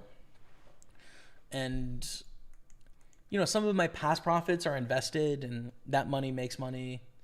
So, like, do I include that into this theoretical? I don't know, you know. Deuce 410 with one spade. All right, I'll fold. We're going on a quick break. When we come back, we're on the final table with the shortest stack, for what it's worth, but on the final table nonetheless. So let me play you this highlight. Be back in just a few minutes. Stay with me. Yes! Oh, Natalie! Let's get this 25-pound Party Poker Tour path, where I can see Rebecca has 300,000 damn chips, which is absurd. Chill the hell out, Rebecca. Chill the hell out, man. So my answer is kind of like how I think about having to have a certain amount of money to start. Because I started playing online poker, right? Like that was not live poker online was how I started. And when you're playing online poker, any amount of money is a bankroll, right? Like you don't need to hit X amount of dollars to then start playing for real. It's like you can start with $50 and that's a bankroll, you know? But like any amount can be a bankroll. And that's how I treated it when I first started playing online. You know, I was, when I first started playing, I was 19, you know, and I was broke and like playing $1 tournaments and $2 tournaments and winning $100 was like a big deal. So it's kind of time to maybe upgrade a bit of furniture, you know? That's what we've been thinking, man. It's maybe time to get rid of some of the like cheaper, like quick stuff that we got and get some more nicer things. Get like a nice bed frame, you know, get some nice side tables, get two nice dressers with the intention of them being sort of like more forever pieces or like things that not the intention to just like sell or throw out, but to like keep as part of our life indefinitely. Call here, hopefully snap the bluff against B-Car. Let's go. Send the chips, Dottie. Let's go.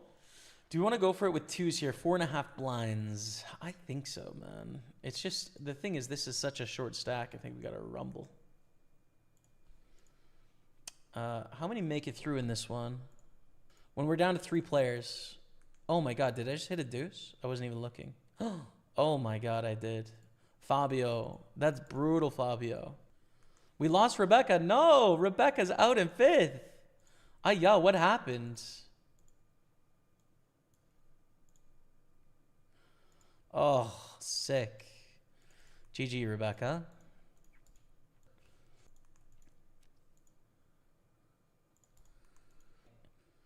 Like, might as well wait until gain a bit more experience to buy skis, I would think. That's good. And we check raise, bet the turn, they call, 8 on the end. It's a little bit too thin of a value bet. I think check call here is the way. Let's go, man. Good to see you in the house. Twilight of the Beer Gods. If you've been enjoying the Party Poker Tour, you've got to send your thanks to him as we make it through to the next phase of the tour path. So the next phase is in 21 minutes, the 7 1K packages. We got Sam, we got Matty Ice in here, we got Natalie, and now me. They're going to add me in a second. So the next phase, be able to use that for Birmingham or the last stop when it's announced. We don't have to fold here, I'll tell you that. We want to slow play. We want to keep this player in the pot, so...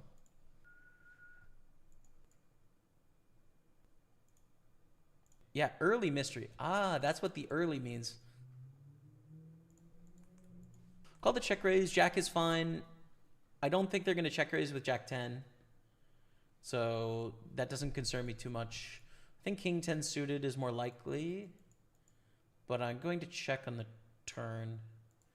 In that whatever check raises, it's going to be really hard to get 3 streets of value, right? I think Jack 9 is a reasonable hand to expect here, as well as Queen Jack with backdoor flush draws. Let's value bet the river.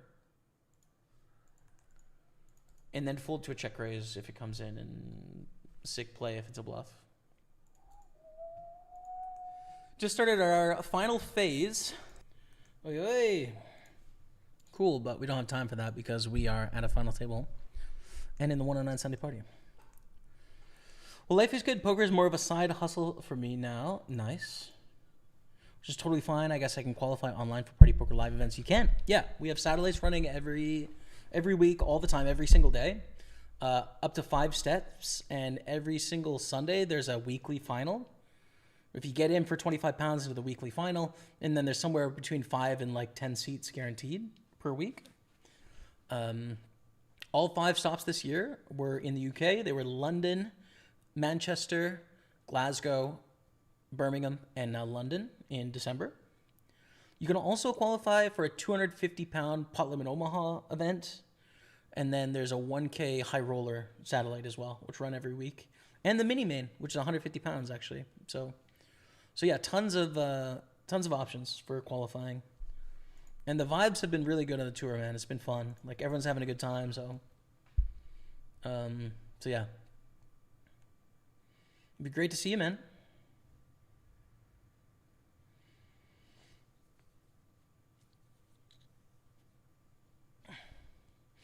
Don't give these haters any attention, bro. It's true, but listen, it's not like we're overwhelmed with chat at the moment, you know? I can take on any chat comment, you know? If we're busy, they wouldn't get any comments back, but we're not too busy. We're chilling. Limp raised to 42, call. Wow. So 157,000 in the middle and 3 pretty deep stacks, frankly.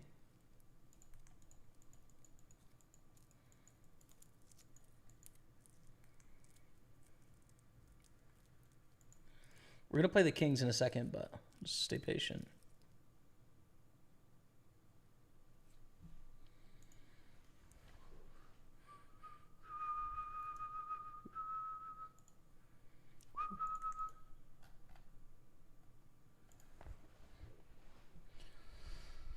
It's true. I played when I was 20 and broke. Now I'm 31 and broke. As you can see, one of the numbers went up, so that must be good. No, exactly. I mean, bro, exactly. On that highlight, I was talking about, you don't like. Often people will come to the stream and they'll be like, "I just need to get to X amount, and then I have a bankroll," and it's just not true. It's just not true broadly in finance in general, and in life and in poker. It's like it's a sliding scale. So if you got $368 and you want $500 to be your bankroll, you've already got a bankroll. You know, if you got $280 and you want to start with $300, you've already got one. The round numbers thing is not a thing. You see it in crypto all the time too. Like, oh, I'm trying to buy a whole Bitcoin, and it's just like, well, what, like why? It doesn't matter. I have 0.95 or 0.2 or 0.1. Like, it's all the same shit, you know? But we like round numbers and all that, you know, it's human nature, etc., but it's not good. Now we're all in with ace-9 here. For 5 blinds. And this could be our way back.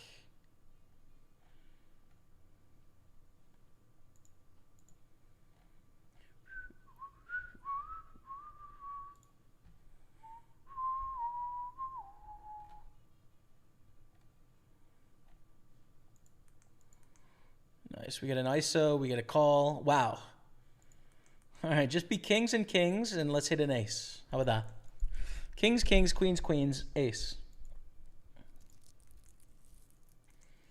Oh, this is really bad news. All right. We need... How to... Oh my God, dude. We had 1 out to survive. We had 1 out. No, Jack. Jack would have chopped it for us. But to win that pot, we had to hit. What? What just happened, dude? We have 300,000. How did that happen, bro? Oh my God, man. All right. That's actually crazy. All right. So we are up against nines and ace king. This ace, we're behind. We're going out of the tournament. We now beat... We're still going out of the tournament. We need a 9, and they have 9s. We need to hit the last 9, which is aces full of 9s, to beat ace king. If we hit a jack, we're both aces full of jacks, and we chop. But we won the whole pot here with a 1 outer 9. Oh my God, dude. That's actually so sick. We're back. We are back. That's so sick, dude. How did that happen? That's crazy, man. I can't believe that hand. Clip it, B-Car. Clip it and send it.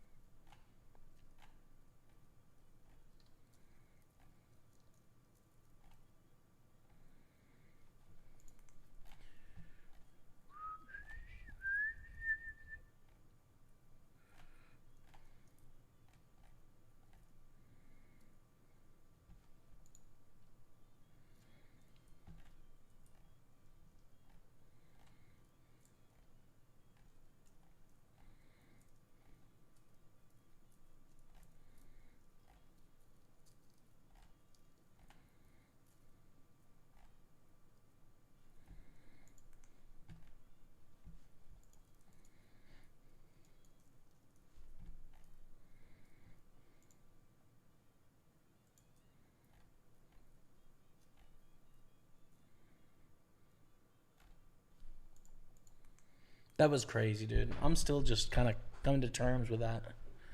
Holy smokes, dude. Wow. Total wow. Sure is a slide downwards. Yeah, yeah. That's good memes. Good memes. Anti-Z's all in. There's still the big bounty out there. So the average bounty is $400. It's the average bounty amount.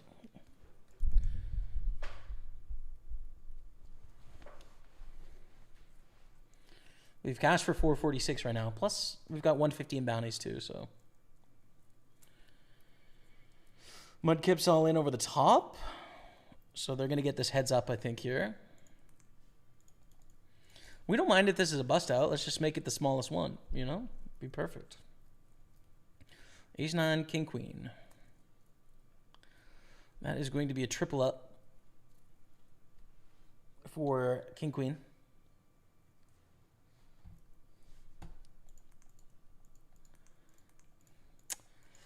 And okay. All right. 12 blinds here. Mudkips now is on 18 blinds. What a sick tournament. OMG, how sick is that, dude?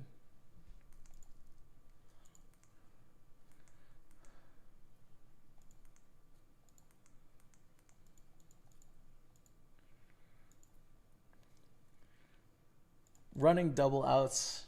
We had 2 aces left in the deck, no? No, we had 1 left. We had 1 left in the deck.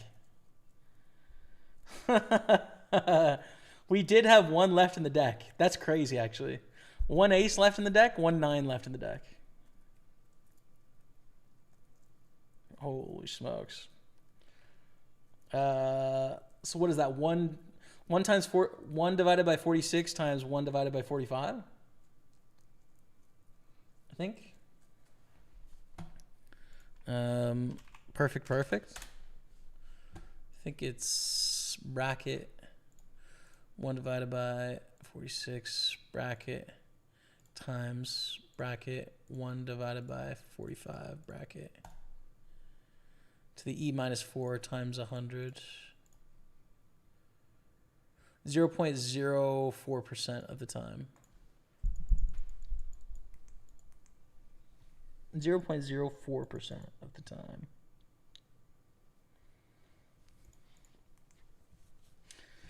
That's pretty crazy. You needed the ace and the 9 WTF. Yeah, that's pretty crazy. That was a pretty crazy hand. I'm not going to lie to you. That's true. King Jack suited here. LWRSK opens. I think this is a hand typically I want to flat. Now I think I want to jam because there's extra money in the middle. And it's doing pretty well against this flat and against this flat as well. So I think we're all in here. It's 112,000 dead out there, and we covered this button flat. So good luck us. Oh, I got it. Good.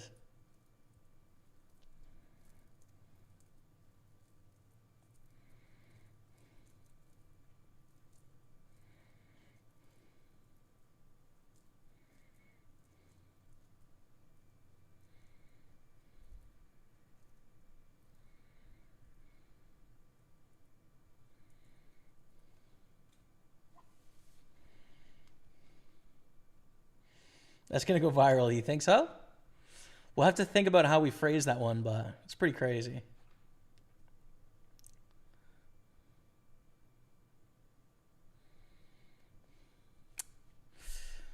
Oh, we're just so far ahead of this for like almost the chip lead, dude.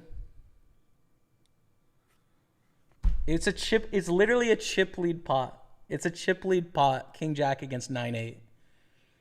And we have the biggest bounty.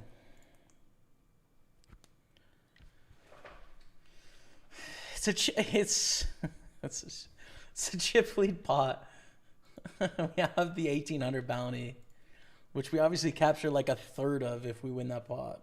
Oh, God. All right, clip that too, dude. That's going to be a ridiculous vertical highlight, I think.